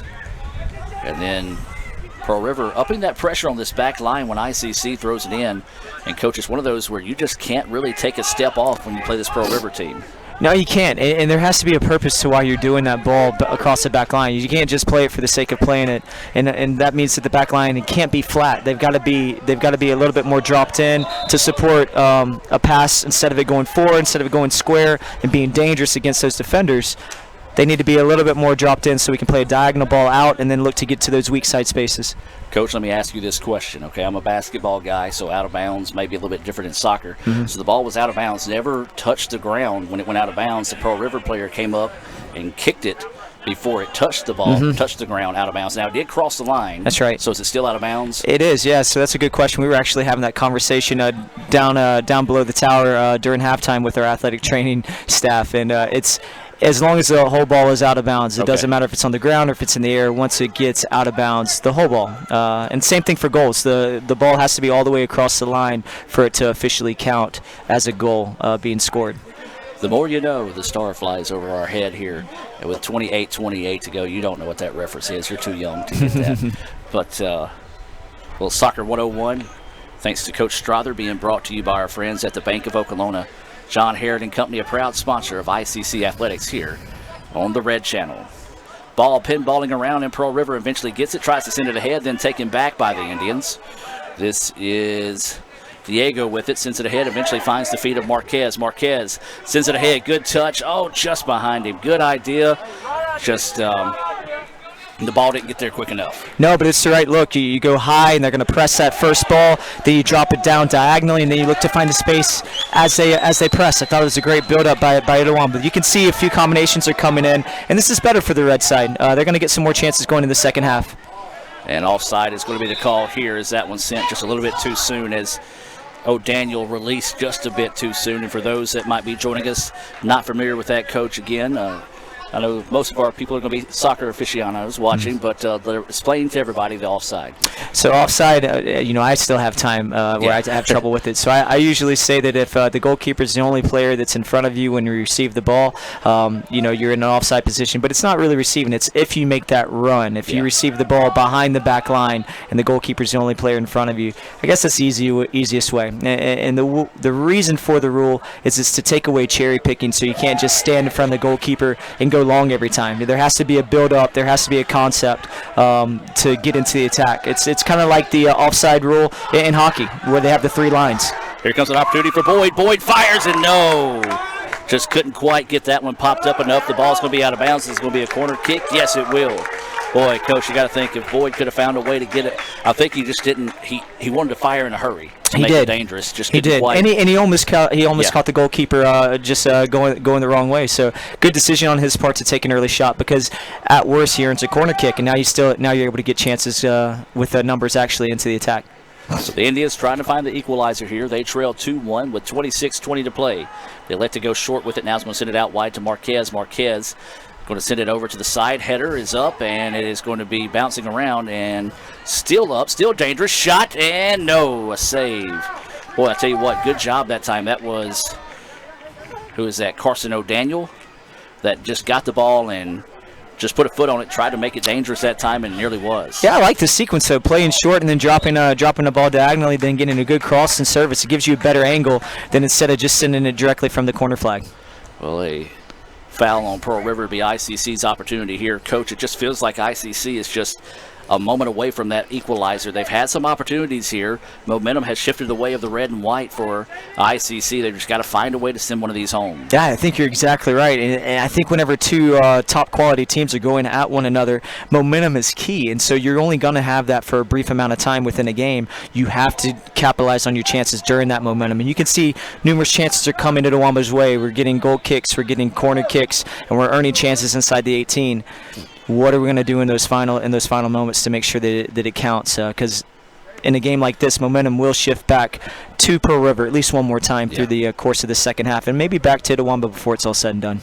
Well, substitutions coming into the match here for both teams, as it looks like it was Rodriguez checking back in for ICC, and they sent someone else back into the match, but I couldn't tell who it was, as Helms had that header on the last attempt that just went a little wide on that free kick opportunity. So Pearl River with the ball. It's been a minute since they've been on their side of the pitch. ICC is up the pressure defensively, and now they get another turnover again. Trying to send it across the middle. Rodriguez lets it settle at his feet. Thought about firing, didn't have anything. Now swings it out wide. This is going to be Clayton O'Daniel. O'Daniel on the right wing. Sticks it forward, and no. Oh. And that's a tough break there, as trying to come in on the play was Cade Knight. And Knight immediately tried to check on the keeper after the contact was made. Good show of sportsmanship there on the part of Knight, and Knight coming back to the center judge, and no yellow card on that. I think a good decision that time. Just playing aggressive, going after the ball the way this match has been called today. Just one of those situations where trying to battle and find that second goal. Sure. And there was nothing malicious there, I don't think, but it was just part of the game where it's going to be a physical battle the last 24 minutes of this match. Indians with the ball. They trail it 2-1. Squeeze it ahead to Rodriguez. Rodriguez wants to poke this one forward. Oh, beautiful touch by Rodriguez, but what a great play by Brown. We've said that all day today, or I've said it all day today, Coach. Players on the back line just don't quite get the credit they deserve. Mm-hmm. Brown doing a great job today. The young lady for Pearl River in that first game today, Bailey Ridley. Yeah, she did a great job of taking away angles of attack or angles on the ball. You've seen Brown do the same thing in this match. And I think that's credit to the coaching staff of Pearl River, both on the men's side and women's side. I think both of their backlines are extremely organized, and that was something that in our preparations for Pearl River on the women's side, we knew we were going to have to try to exploit space away from that center back, because she is a good center back. I think she's one of the stronger ones in this league, and she's done really well with not giving away many goals for the Pearl River backline. I think all season long they've only conceded maybe 7 goals, and a large reason of that is because of their good goalkeeping that they have, as well as the good center backs and the good organization of their outside backs too. And of course, we talked about her, but we also talked about the play of Maisie Sumner, your center back there for your ladies as well. Maisie has just been lights out. Now here comes the Indians. Oh, Rodriguez went off foot that time, couldn't quite get it there. Another great save by Pearl River. But yeah, we talk about Maisie, then you look at Braden Helms for the Indians as well. And that's going to be offside. There you go. That's a good call. He'd already started his run. He was offside. So you have some frustration with the Pearl River sideline, but it's a good call. And no, going back to what you were saying, I thought Maisie coming in as a sophomore, she did well for us as a freshman. She's a little bit more fit this season than what she was last year. Got a little heated today, to be honest with you, because she put in so many good minutes in the first half. Yeah. But Alexis Hall came in as a freshman for us today and played in the center back role whenever Maisie had to step out and Morgan Gaylor had to step out. And Alexis did lights out defending. I don't think there's anyone in this league that can outrun Alexis whenever she's healthy. And she definitely earned quality minutes all the way through this match against Pearl River today. Well, the Indians another nice set on the attack, but Pearl River finding a way to take it away as ICC pokes this one away, and that's going to be a push in the back, and they're going to call for a time there. And there's just still more momentum. You can see the just the belief that Itawamba's taking place. There's more understanding.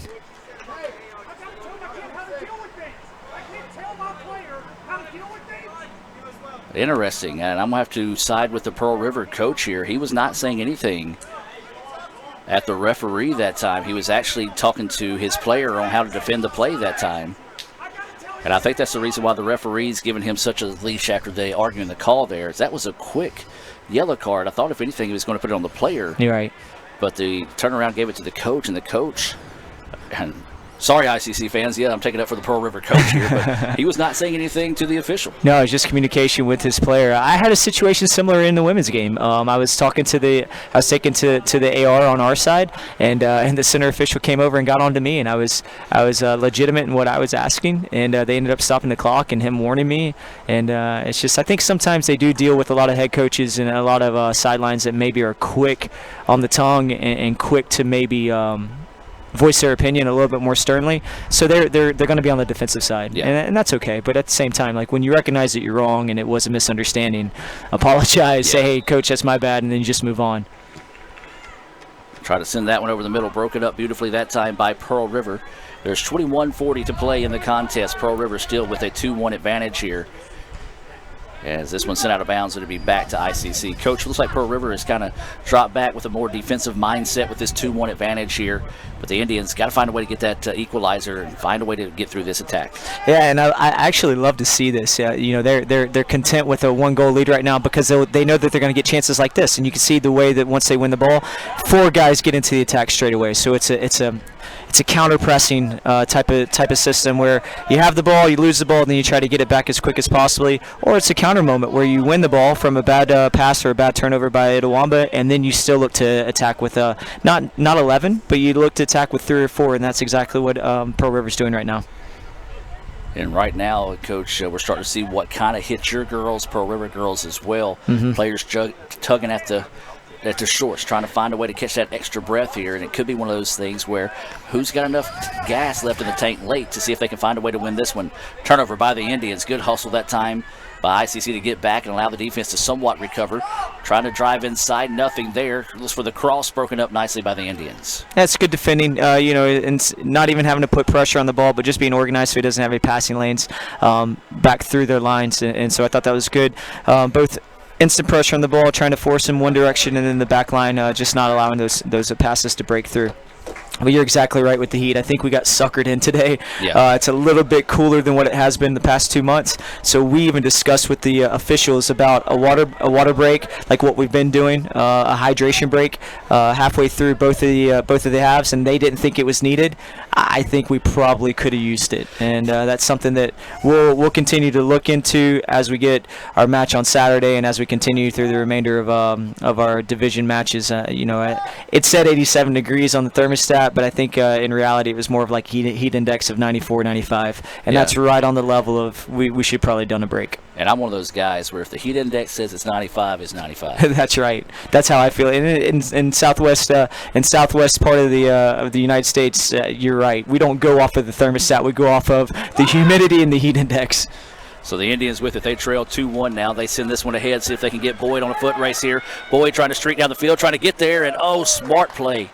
Smart play that time by McNeil to just send that one out of bounds because he heard the footsteps of Boyd coming up on him. He didn't know if his keeper was committed to coming up to making the play, so he did the only thing he could, and that was to send it out of bounds and allow his defense to get back and help out on this corner opportunity. I think that's what's so important maybe for the remaining 18 minutes or so is just that fight that maybe it's going to take where Boyd could easily shut it down and just jog, but because of the effort that he was working so hard, now it creates a corner kick opportunity for Itawamba to have a chance. Corner opportunity, and just a header sent out wide, but ICC is able to keep it. Rodriguez sends it back over the middle, broke it up nicely. Ball still in the box. Dangerous situation here, but ICC will maintain possession after it was cleared out by Pearl River. Over the middle they go. Ball's just going to be sent out of bounds, and Brown going to try to hustle to it, just couldn't quite get to it. Coach, we saw it in your match. We're seeing it in this guy's match as well for the top teams in Fulton today. And it's not these plays where they could have elected to watch that one go out of bounds, but you saw your girls, our guys, their girls, their guys, everybody hustling to every ball because they know each possession's important. Yeah, you mentioned it, probably most enjoyable match in 8 years for you since you've been here. This is now going on my 5th season. For me, it's the same way. I just thought it was a good contest on the women's side, and this is a great contest on the men's side. I think the MAC-JC has grown so much within this league over the past 10 years. Dangerous shot and another great save.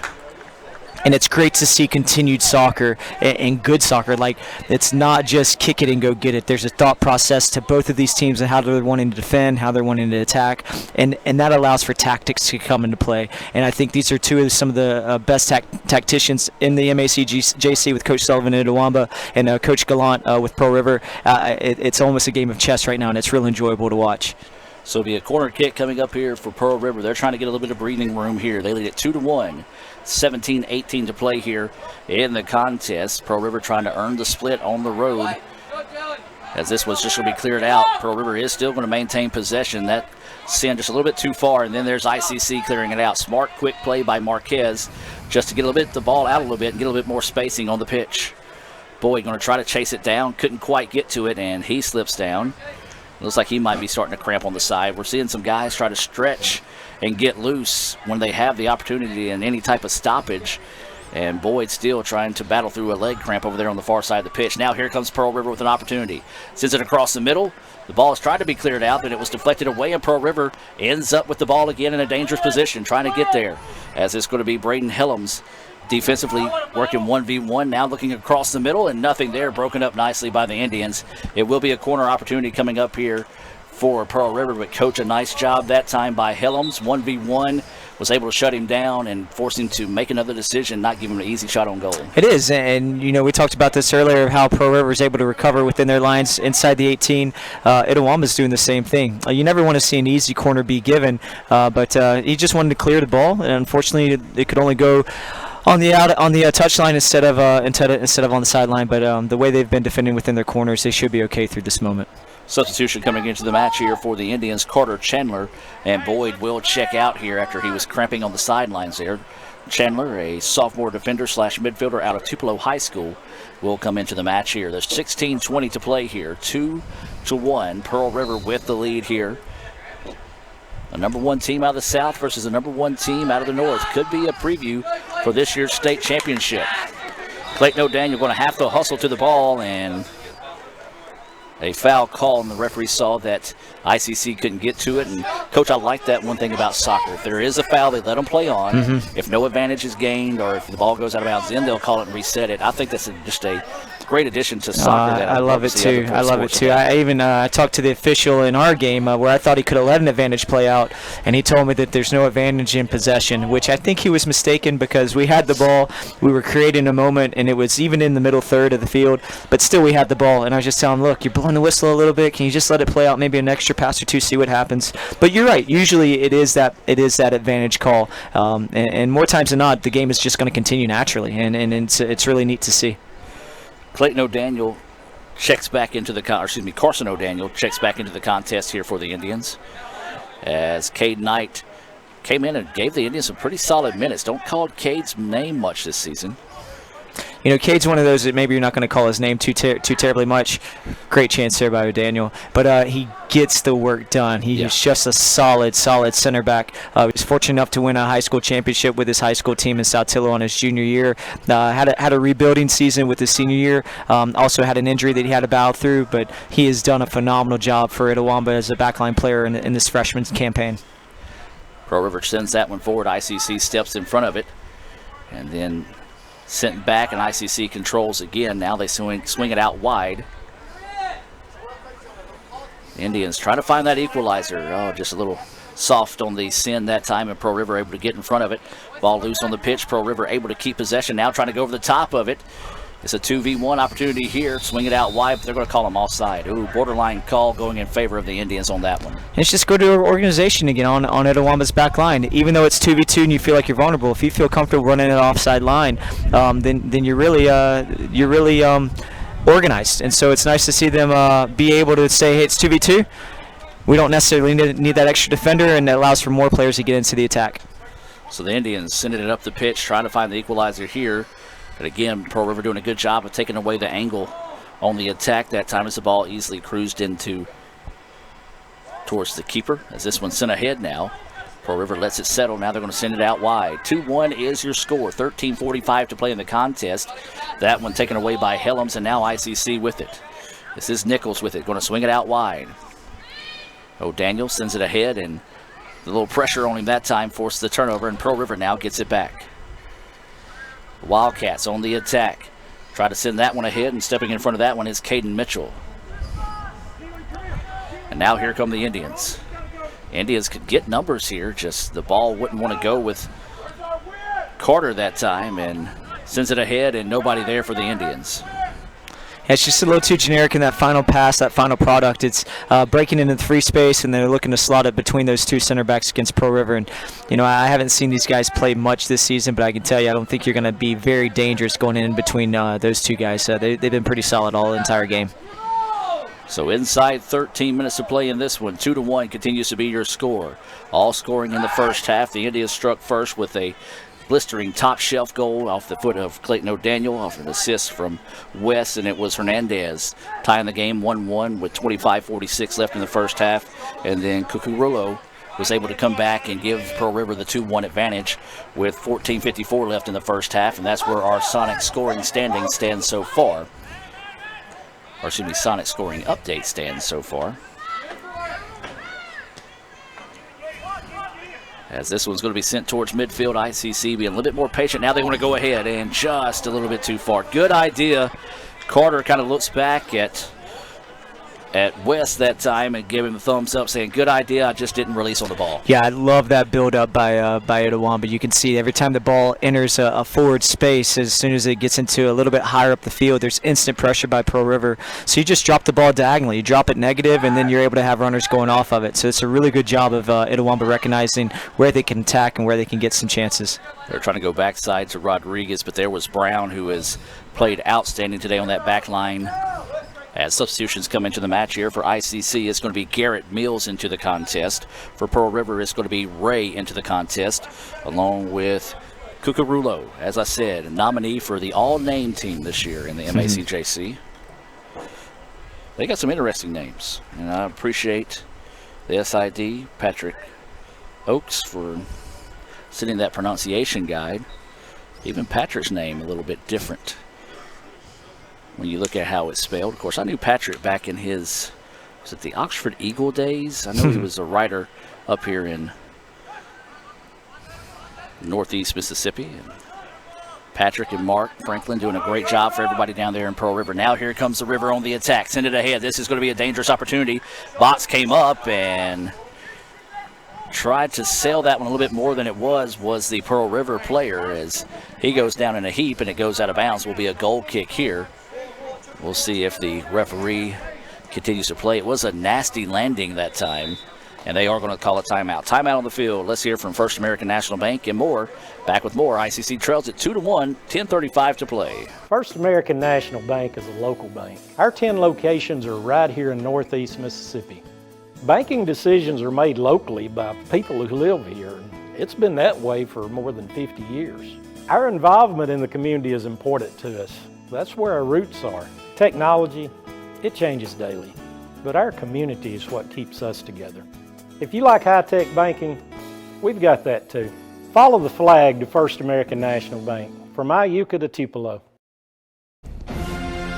This broadcast of ICC Athletics is being brought to you by Renaissance Bank, Little Caesars, Davis Ford, the Sonic of Fulton, Tupelo Coca-Cola Bottling Works, the Orthopedic Institute of North Mississippi, First American National Bank, the ICC BSU, your Itawamba County Farm Bureau agent, Joey Cox, Cagle Eye Center, the ICC Foundation, the Bank of Okolona, and the ICC Alumni Association.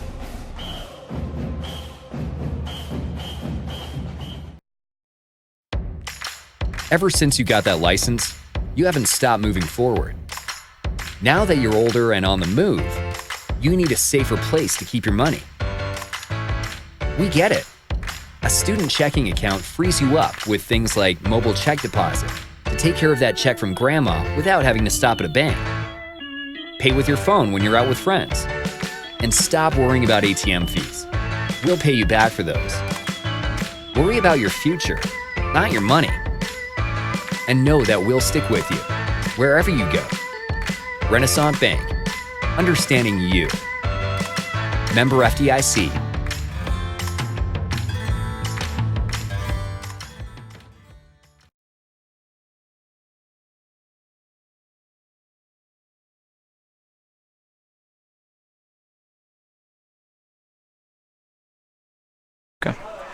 And welcome back, as there was a yellow card given during the break there on the assistant coach for Pearl River. So we've had 5 yellows distributed today. And Coach, we'll talk about this off, but Allie got one as well, and I was kind of surprised by that because she's one of the more cooler players in the league. Yeah, I think, and it's all credit to Pearl River. You know, they have some international players with some international experience, and I think one of the international players may have baited her into a situation and made it look a lot worse than what it was. The officials saw it, the international player sold it, and it's a card. I think in the 2 years that Allie has played with us, that's her first card.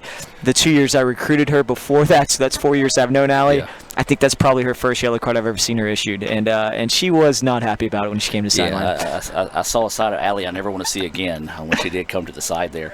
Rodriguez is shaking up on the play there, a tough landing between the two, so Rodriguez going to try to walk this one off, but I don't know what the rule is in the league. Of course, I don't think anybody really knows because we saw a keeper get hurt and they didn't send them out in the match, but I always thought if a trainer came onto the field, they have to at least send them out for... Yeah, if there's any stoppage, then the player does have to be removed from the field, unless it's the goalkeeper. And so also within that, if you remove a player off the field for your team because of an injury, the other team has an opportunity to go one for one, so they can make a substitution as well. So the ball back in play here, coming up on 10 minutes to play in the contest. ICC trails this one 2-1. As we said, the shadows setting here in Fulton as the ball goes out of bounds, and we'll stay with Pearl River. That's one thing we do want to encourage you to visit letsgoicc.com, because there does become a part of the year because we don't have lights. We have to change the game times from 2 to 4 to 1 and 3 to make sure we get them in, and even then sometimes we have to say a little prayer that we get in that second match. No overtime. Yes. So Pearl River will throw it in here. ICC trailing this one, 9.5 to play. This has been an amazing atmosphere for soccer all day long. If you made it out to the pitch, you most definitely have experienced a great day of soccer so far. For ICC fans, they would love to find a way to rally, maybe force a little overtime or even score 2 goals in this remaining 9 minutes of the match to be able to come back and win this one. I think they're going to have chances to do so. The game is opening up a little bit. They're finding little channels, but you got to get some rhythm. So you can't let these fouls slow you down. You can't let these fouls take away from rhythm. We certainly can't have easy turnovers like that across the back line. Well, here comes Pearl River. They look for it on the cross on the backside. Shot. Oh! Blistered off the post, and the Indians catch a huge break there. Yeah, I think he saw the goal and he got a little too excited. He could easily just went with his inside of his foot and put it out on the outside corner, but he wanted to bang it on whenever he did, He hit the post. Yeah, both those players got tangled up and got up, and a yellow card is going to be issued here. And I got to say, good job by both players. They obviously were both extremely mad when they stood up. They stood up, looked at each other, put their hands up, and said, "We're good." And so that's going to be another yellow issued, and this one's going to be on number 11 for Pearl River. And that's Hodby getting the yellow card. The intensity is there today, Coach. Absolutely. Without a doubt. Oh, I think that both teams recognize what this entails. You know, you have the North Division number 1 seed, and you have the South Division number 1 seed. The Itawamba Indians have only taken 1 loss on this season at the midway point. Pearl River's still undefeated on their season, so it's not necessarily just bragging rights, but it's not just bragging rights. It's just establishing a little bit more of ownership on who's ranked and where each is ranked within the league. You know where you stand within the North Division and South Division, but it's nice to see where you may rank in relation to who you may see in upcoming playoff matches. Well, this ball sent ahead. And ICC able to keep it. No, Pearl River makes a great extra effort to send it forward, but ICC gets it back. Ball's popped ahead, and now here comes Clayton O'Daniel. O'Daniel tries to get by the defender, and I think the referee trying to get this thing back in check. Seen a lot more physical contact in this one earlier in the contest, but another opportunity here for the Indians. Coach, you got to cash in on these opportunities against a Pearl River squad like No, this. you're right, and I thought it was a smart foul by the defender. He kind of stabbed in, and whenever he did, and the player goes to run by him. You know, the rule is if you catch yourself dead-footed, don't let the ball and the player go by you. You can let one or the other. So he decided to let the ball go by him, and he got a hold of the attacker as he was running on. Well, this is going to be a tough situation on the keeper here for Pearl River. The shadows are setting, and they're stretching across the field, as you see with the players there, but at least for the keeper, it is coming from the opposite side of the pitch. Now O'Daniel wants to step into this one, and it's too tall. Got to make those dangerous. Yeah, you do. You know, you get an opportunity to be a direct kick just outside the 18. I always say it's just got to be something that's on frame. Just has to be dangerous because anything can happen. Then the goalkeeper can deflect it. The goalkeeper can let a rebound go, or it can also obviously go in. But you don't want to put something out that just leads to a goal kick. This ball sent down the pitch, and ICC pops this one up. It'll be a mad scramble for it as it continues to go up in the air. Still a mad scramble, and the ball's loose and still loose. Who wants to win this thing? And it's going to belong to West, and ICC gets possession. Now they're going to try to reverse the pitch. And good job by Pearl River coming up and forcing the Indians to make a play on that one. Now it's going to be Rodriguez. Rodriguez up to Nichols. Nichols tried to let that one go between his legs that time, and looks like Nichols now might be cramping.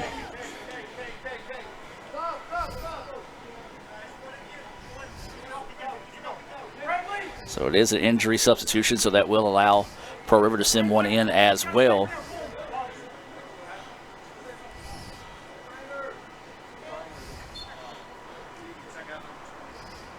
So ICC will throw this one in. Ooh, blistering cross that time, broken up nicely by Pearl River, maybe even painfully that time, and a good job by Huckabee. Or no, excuse me, that's not Huckabee, that's Helms to break that one up, and now ICC gets it back. Tries to send this one ahead. This is Carter on the far side of the pitch. Squeezes this one forward, and good idea, just Pearl River again in the right spot at the right time to break up that cross. Now here come the Wildcats. Trying to send this one ahead. Dropped over the middle. Oh, now the Indians just not going to get back. Going to have to hurry back, and tries to send that one forward and was sent back that time, and will be sent out of bounds, so it'll be a throw in here on the side. 5.5 to play. 2-1 is your score. And you're going to see a little bit of gamesmanship here. You're going to see substitutions by Pearl River trying to kill off some time until they go below 5 minutes, and then they can't make those substitutions without game stoppages.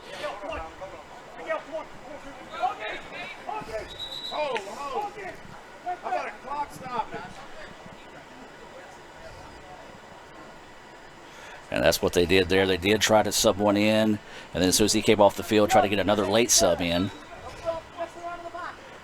And that's just part of the game. As you said, the gamesmanship.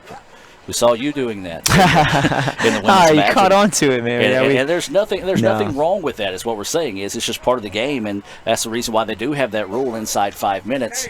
The team that has the advantage, if they do try to sub in, the clock is stopped. That is right. And going back to the gamesmanship of our game, our goalkeeper, Wes Driscoll, she's just such a smart player. There were a few times the ball came to her feet, and she was able to take 15, 20 seconds off the clock each time because the Pearl River forwards were not putting pressure on her. So she just keep it at her feet and wait on them, and as they came in, she was able to grab it and then kill off some clock time.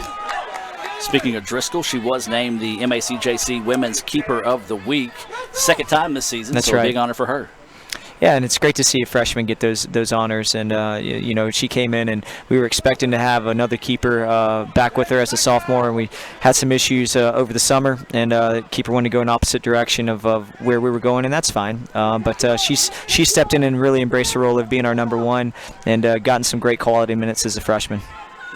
There's a shot, and just failed him that time as he tried to bend that one inside. It flipped to the outside and a miss, and now to be a goal kick coming up here for ICC. 3:50 to go in the match here. Pearl River with a 2-1 advantage. Time, it's becoming an issue, Coach. Still plenty of time to be able to find one through, but if you're the Indians, you got to do it in a hurry here. It is. Sometimes we can lose sight of that, thinking that you got to rush it. And the reality is, though, with soccer, it only takes 6 seconds to score a goal, going from 118 to the next 18. And so sometimes you just got to remind yourself, look, just get on the ball, make a good passing option, and then from there you got to make it count. O'Daniel trying to get past Brown. Brown breaks it up, but O'Daniel's able to get it back. And then Brown, well, you're allowed to do that when you go for the ball first, but he went through the body to get to the ball. And this may be one of the last real good chances for Itawamba. And so, maybe it would be nice to see them not stack so much in the box and put so many players flat. I think it'd be good to maybe look for those second balls, maybe knockdowns. So stack 2 lines. Put one line that can battle for the first ball. Then as they get those knockdowns falling in and around the 18, look for that second ball. That's the one that can probably be more dangerous. You got to put something on frame that's not going to go into the goalkeeper's hands.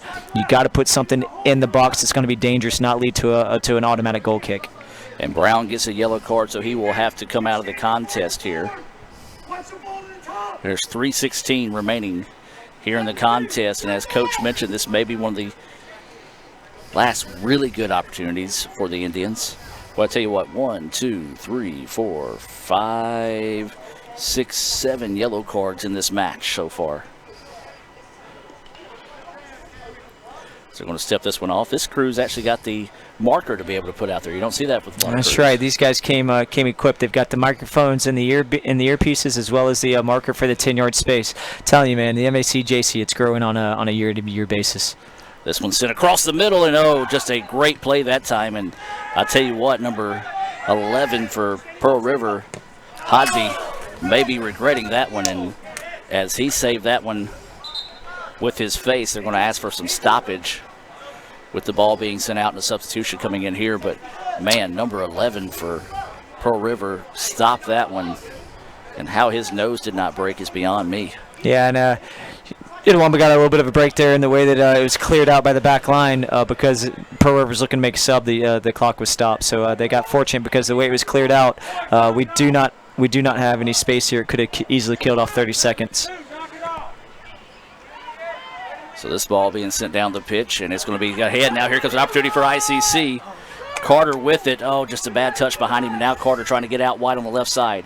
Seeing who wants to come with him. Now sends it over the middle. Broken up nicely by Pearl River. ICC, though, able to keep possession of it. This is going to be Carson O'Daniel. O'Daniel sends it ahead, and they're going to call offsides on the Indians. Tough break for ICC. Coach, again, had momentum going forward on the attack. One of those that you would love to see that ball sent ahead a little bit more. Yeah, he's just trying to be perfect in the final third. You didn't have to, just to be a little bit more aggressive. There's great runs that are taking place. There's great ball movement, but that final touch is just a little bit slow and gives Pearl River just that moment to recover, and that's what they're good at. They're very organized across the back line. 2 minutes to play now in the contest. 2-1. Pearl River with the lead. This ball sent down the pitch. And it's going to bounce forward, and now here comes an opportunity for Pearl Rivers. But then it's taken away, and they're going to call offside on Pearl River. So anything you can do, I can do better on that exchange. ICC is going to hurry it up the pitch here. They trail it 2-1, 1:45 to play. O'Daniel with it. Now squeezes it ahead, trying to find Clayton O'Daniel. O'Daniel has the angle, but another great play by to Ja Brown to send that one out of bounds, and it'll be a corner opportunity coming up here for ICC. If you're the Indians, you have to make this dangerous.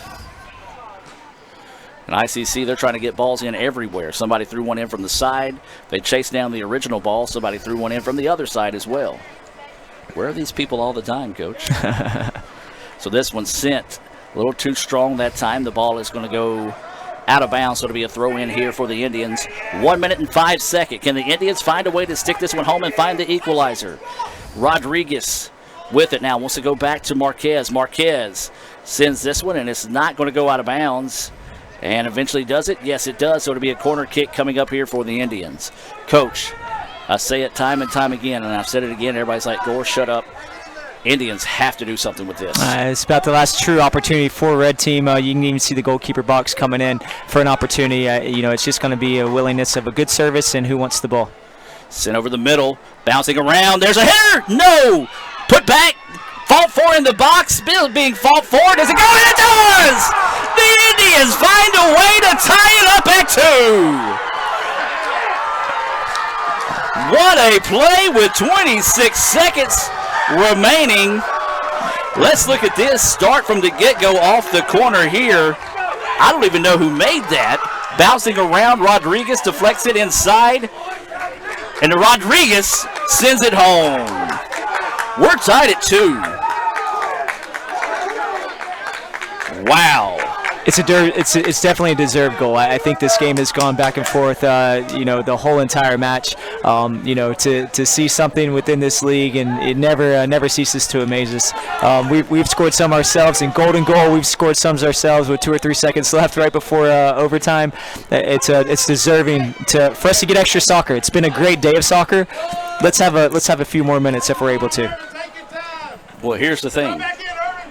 You gotta make sure. They're going to stop the clock here, but you got to make sure you play out this final 12 seconds. Just as easy as you scored, Pearl River could do the same here. You're absolutely right. That's a high kick. Not what you wanted to do there.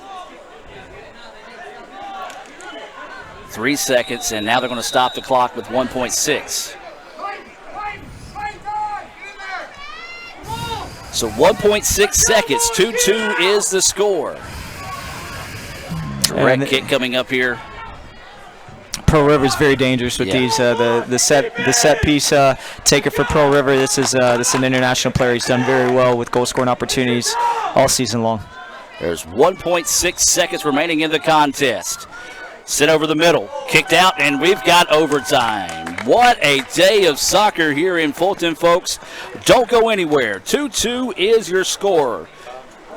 We'll take a break and come back with the first overtime right after this on the ICC Sports Network. This broadcast of ICC Athletics is being brought to you by Renaissance Bank, Little Caesars, Davis Ford, the Sonic of Fulton, Tupelo Coca-Cola Bottling Works, the Orthopedic Institute of North Mississippi, First American National Bank, the ICC BSU, your Itawamba County Farm Bureau agent, Joey Cox, Cagle Eye Center, the ICC Foundation, the Bank of Okolona, and the ICC Alumni Association.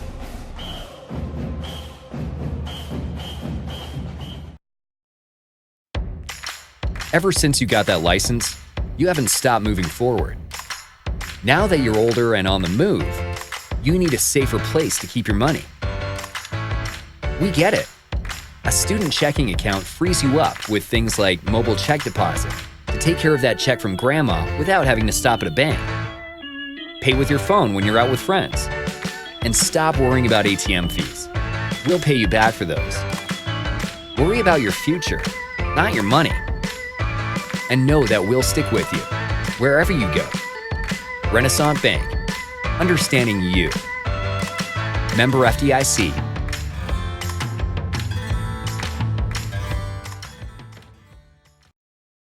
First American National Bank is a local bank. Our 10 locations are right here in Northeast Mississippi.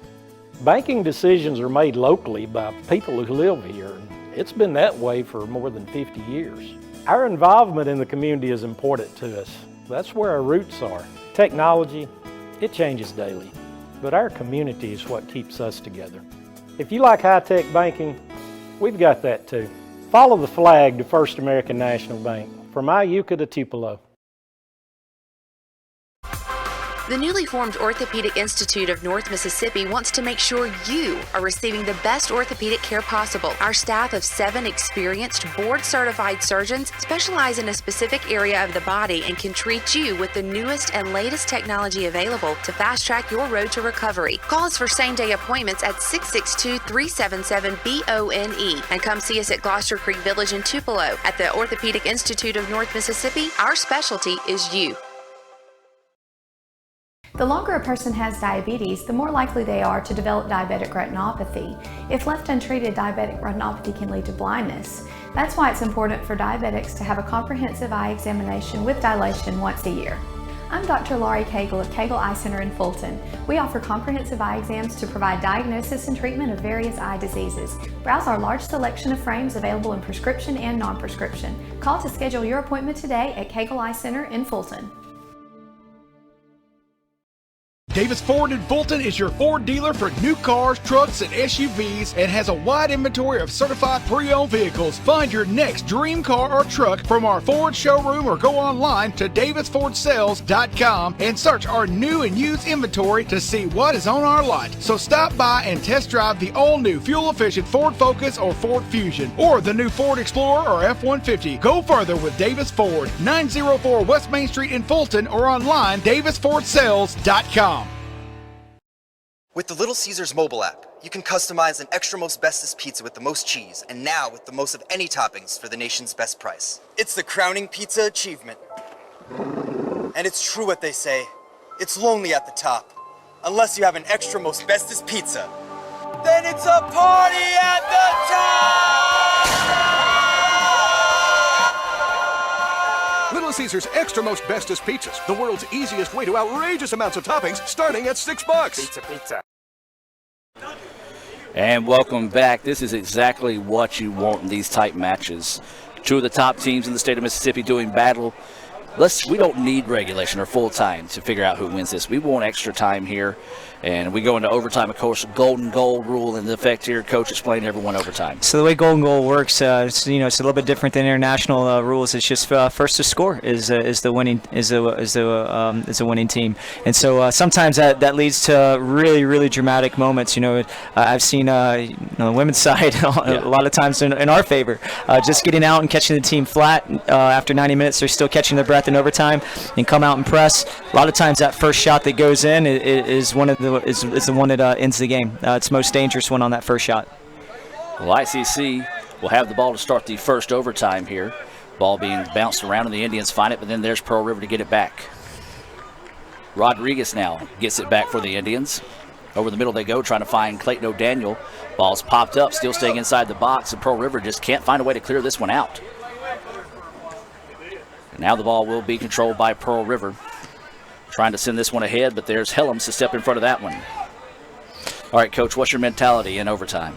Not necessarily to rush. Be controlled. Going back to what I was stating earlier with under 2 minutes ago, it doesn't take 2 minutes to score a goal. It doesn't take 10 minutes to score a goal. Get your lines organized, build up in the way that you want to build up, and then once you are finally able to break the lines the way you want to, make it count. So ICC with it now. This is Marquez. Over the middle he goes to Carson O'Daniel. Taken away by the Wildcats, but there's O'Daniel to get it back. Good job by O'Daniel staying with it, and good hustle between O'Daniel and the young man from Pearl River. That was number 19, Hernandez. And then a foul, and the ball will go back to ICC.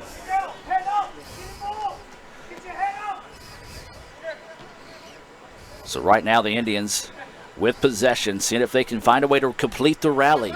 They scored with 26.3 seconds left in the match to force us into overtime. Now the Indians going over the top. And, just a smart play by Bowman to come up and make a play on that one. If not, Rodriguez has a pretty good opportunity to put this game away. Yeah, Bowman's had a great presence in his 18-yard box the whole entire game. He's really managed his area. The only dangerous opportunity he had in the second half against him was all that chaos in the corner kick. But other than that, he's been very controlled, very organized, and stepping in aggressively on anything that goes over the top of his back line. And we're starting to see some more players cramping up here late in the contest. And, Coach, I think you said it best. Wasn't as hot as we thought, but it was sneaky hot today. It is. As starting to see some players that, I tell you what, but they have put it all on the field tonight, trying to get him stretched out there on the sideline. And they're going to sub in a player here. But I'll tell you what, with this break in the action while they're trying to get him loose, let's hear from our friends at the Orthopedic Institute of North Mississippi. 2-2 your score, 8:10 left here. Well, let's keep it here. They're just going to send him to the side instead of making him walk across the pitch. They are going to send in the substitution, so we'll continue it here, though. The Orthopedic Institute of North Mississippi will bring you this substitution as it is Weston Mitchell into the contest here for ICC.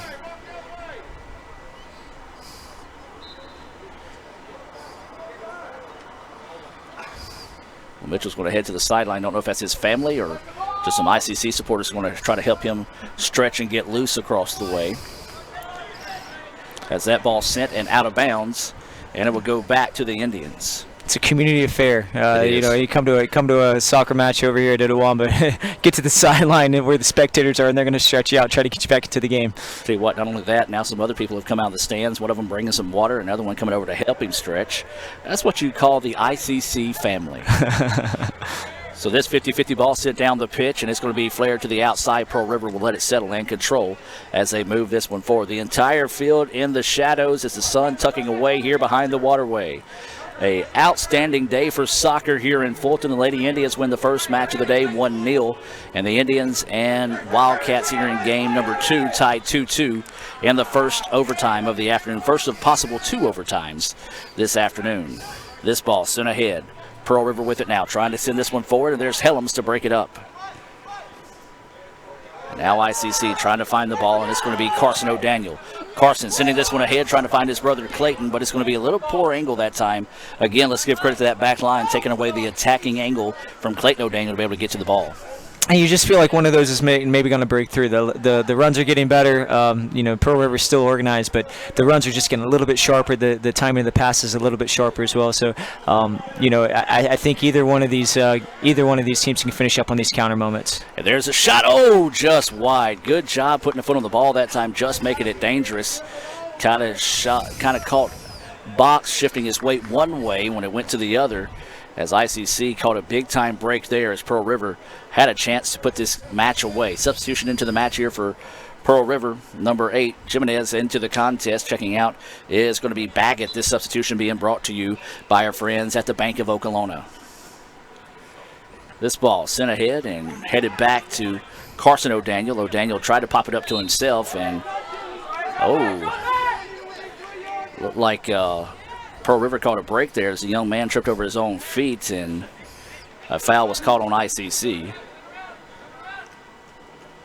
But the referee's going to mark the ball 5 yards from where it should be, so I guess we all get even at the end. 5:40 to play here in the first overtime. 2-2 is your score. Trying to send this one out wide, and the Indians clear it out. Rodriguez lets traffic clear. Now he's going to set it back and try to get away from his defender, sends it across the middle. Ooh, got to be careful with that. Almost a lazy touch that Pearl River could have got to. This ball sent down the pitch, and Pearl River is going to send it back to the keeper.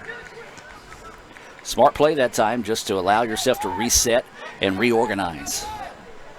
Coming up on 5 minutes ago here in overtime. 2-2 is your score. The Indians score with 26 seconds left to force this match into overtime. Golden goal. First one to score wins. As this one's going to be sent out of bounds, and this is going to be a corner opportunity. Not what you wanted to do there if you're ICC. Yeah, I think Marquez just got kind of caught off balance, and as he was trying to clear the ball out, it went the wrong direction.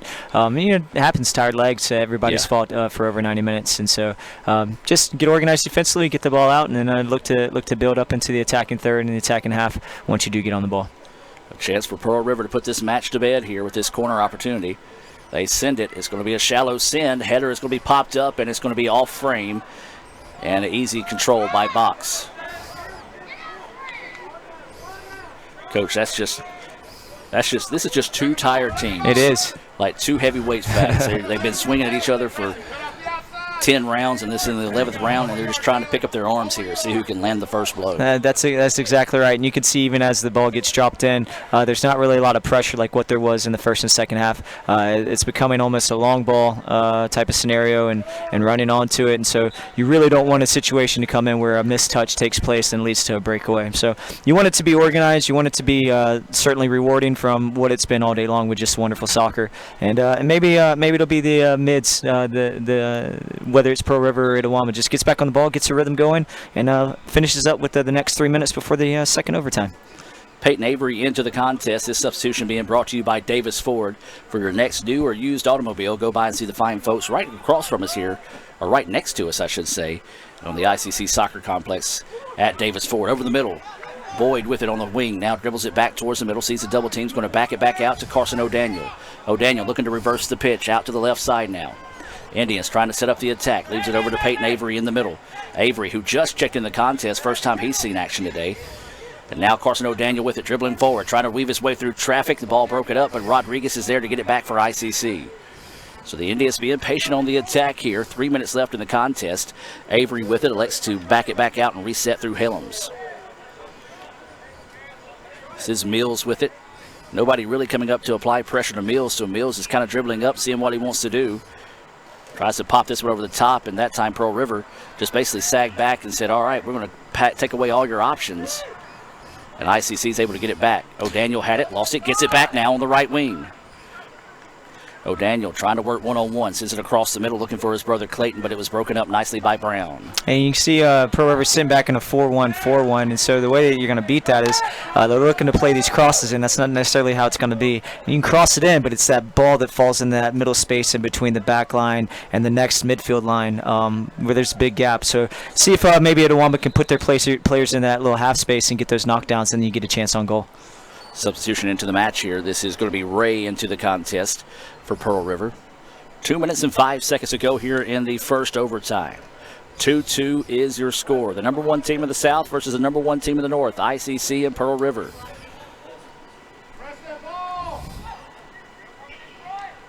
Sends it over the middle, broken up nicely by Helens, but Pearl River able to keep possession, squeezes it forward, but there is ICC to take it away. Oh, bad clear out that time, and now the River having a chance to get it back, but instead the Indians get it over the top. Rodriguez, oh, but a great play by Pearl River.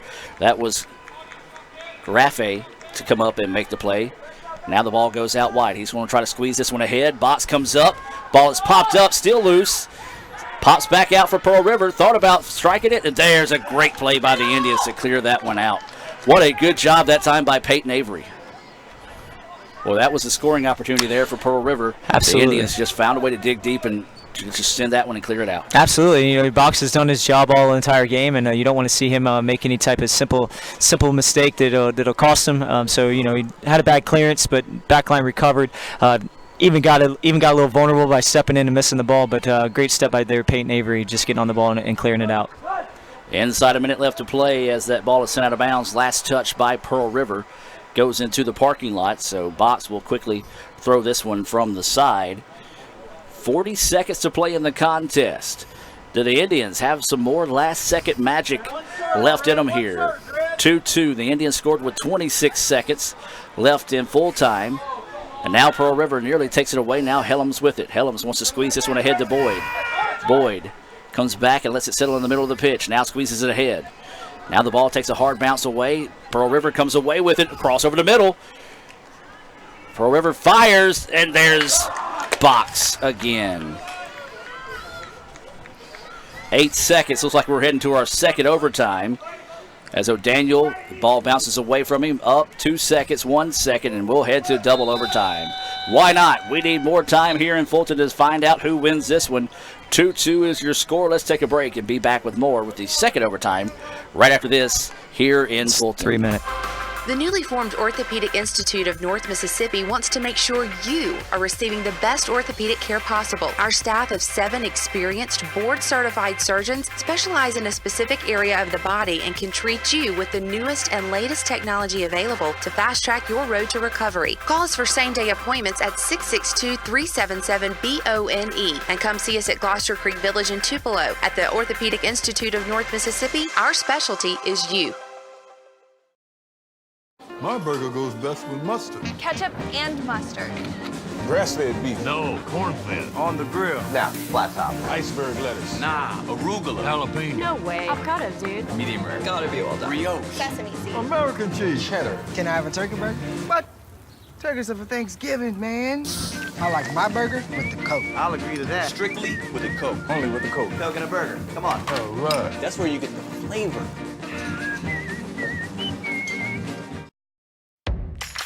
Ever since you got that license, you haven't stopped moving forward. Now that you're older and on the move, you need a safer place to keep your money. We get it. A student checking account frees you up with things like mobile check deposit to take care of that check from grandma without having to stop at a bank. Pay with your phone when you're out with friends. And stop worrying about ATM fees. We'll pay you back for those. Worry about your future, not your money. And know that we'll stick with you, wherever you go. Renaissance Bank, understanding you. Member FDIC.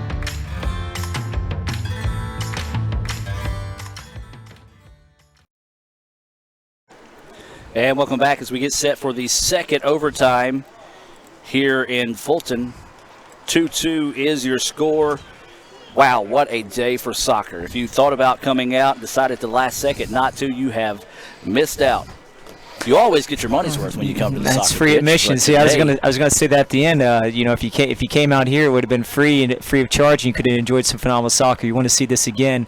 You're more than likely gonna have to pay admission for the MAC final match for the championship. So you had your chance, and we're getting a quality day of soccer. But we got 10 more minutes, and we're gonna see who wants it a little bit more.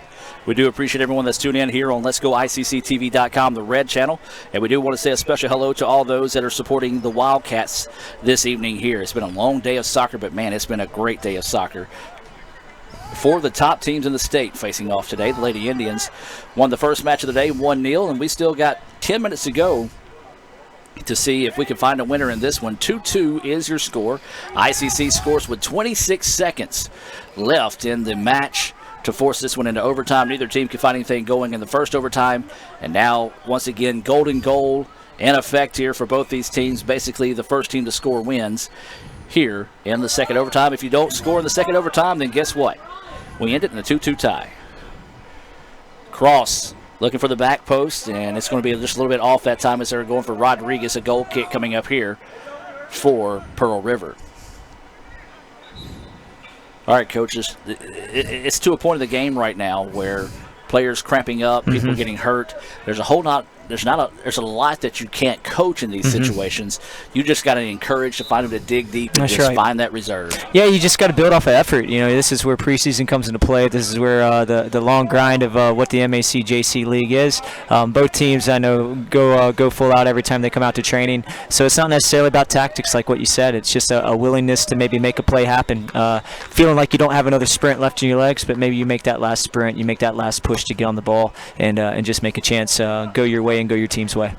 We've got another yellow here, and I believe this one is going to be against James. I thought for a second that it's going to be against Brown. If it was, that was going to be his second, but instead it's the first on James in this situation. Clock is stopped, 8:42 to play here. ICC Pearl River 2-2 in the second overtime. Our day started at 2 o'clock. Actually, I think we started your match a little early, to be honest with you. We did. If you want to talk about the full day, that actually started closer to about 7:15 this morning. So, but that's part of a coach's life, and that's part of a sports information director's life, and we fully understand those workloads. Yes. So that ball tried to send ahead, and ICC breaks it up, but there's Pearl River to get it back right now. Trying to go over the top of it, and a great job there by Garrett Mills to break that one up. Rodriguez finds the ball at his feet now. Going to send it across the middle. Pearl River was there to take it away, but ICC was able to get it back. This is Cade Knight. Knight sending it out to the wide side to Boyd. Boyd trying to find an angle on the attack. Now drops it back to O'Daniel. O'Daniel dribbling across the middle. Fires, but it was broken up. There's Marquez in the middle, though. Oh, great play that time by number 4, McNeil, just to pop that one up. Shot from distance from Rodriguez. Not a bad idea because everybody else could have been like me, kind of resting on the play if they could have the plays over. Rodriguez just tried to make something happen, couldn't put it on frame. Yeah, and you always want to tell your players, if you feel comfortable enough taking the shot, take the shot. But, second overtime, gas legs, hitting it first time on a volley. It's a tough hit. That ball sent 5 miles out of bounds off the deflection, so it'll be Pearl River to throw it in here. The Indians wanting to apply a little bit more pressure here on Pearl River. Does anybody have anything left in the tank here? Who can find a way to win it? Or will we end this one in a 2-2 tie? Here comes Pearl River on the other end, and a great job that time. Garrett Mills coming up and making a great play on the ball to send it out of bounds. And we've been talking about the athleticism of the Pearl River back line and the organization of them the whole entire match. But Garrett Mills is one of those that doesn't get enough credit as well. Just always steadfast in his position, always stern in his 1v1 defending. Now, he's not the fastest guy, but he is the type of defender where once you get shoulder to shoulder with him, he's usually not going to let you pass with the ball. Great defensive effort right there to earn a throw-in. Throw in here for Pearl River. And there he is again. Mills comes in and takes it away. Now sends it out wide. Boyd going to try to get to it, does so. Drops it back. This is going to be Mitchell with it. Mitchell tries to send it ahead. O'Daniel racing to it, just couldn't get to it in time before it goes out of bounds. Pearl River throws it in back towards midfield. Looking to go deep with it. Drops it over the middle. That's number 16, Harp.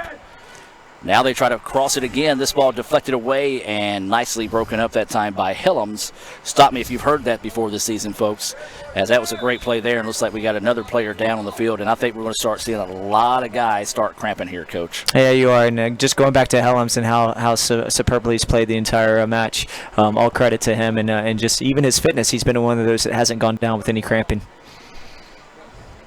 Well, Box took the opportunity to sit down whenever the player was shaken up that time, as it was David Marquez, and I think Marquez might have taken some incidental contact that might have, how can I put this nicely, knocked the wind out of him a little bit. So this will send in number 25, Caden Mitchell for ICC. Pearl River will take the opportunity to send in James as well. 6:13 to go here, second overtime. 2-2 is the score.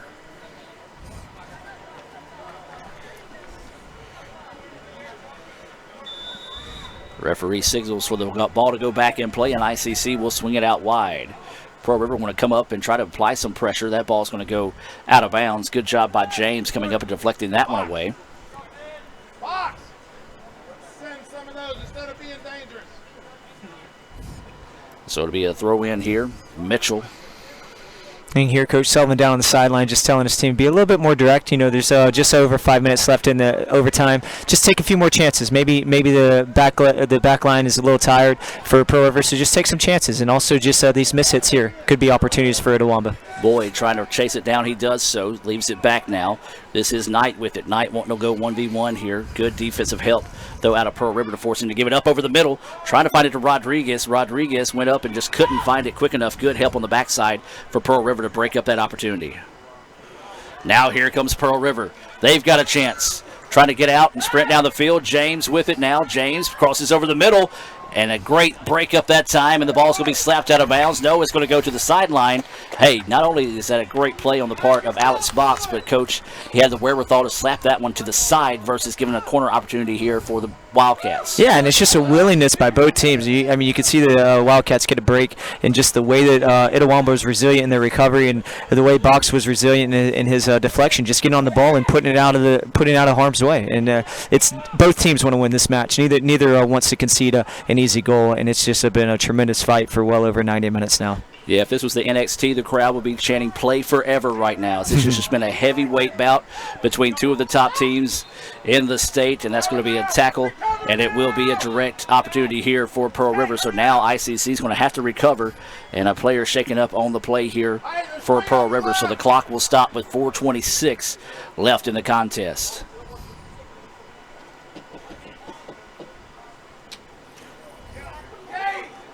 Coach, this is just one of those games that if it ends in a 2-2 tie, you're not going to be disappointed. No, both teams have given everything they possibly could.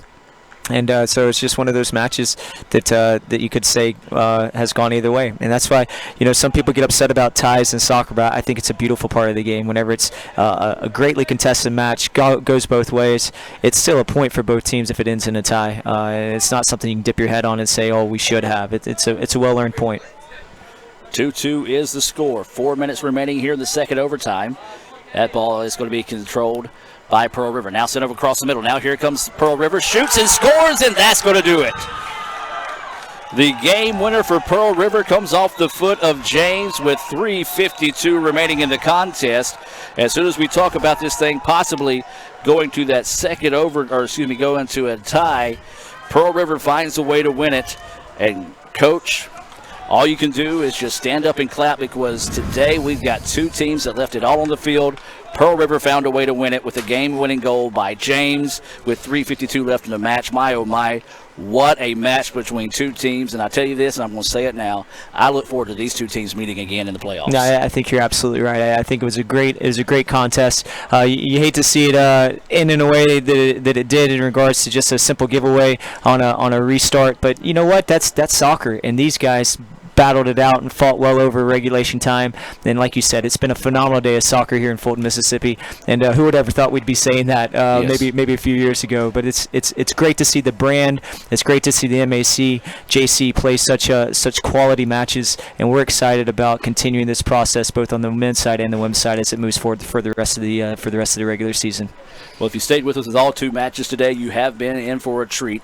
Lady Indians win the first one 1-0. ICC falls 3-2 in double overtime to Pearl River here. So for David Strother, Raphael Henry, Lee Adams, I'm Adam Gore saying good night, have a blessed evening, and as always, Roll Tribe.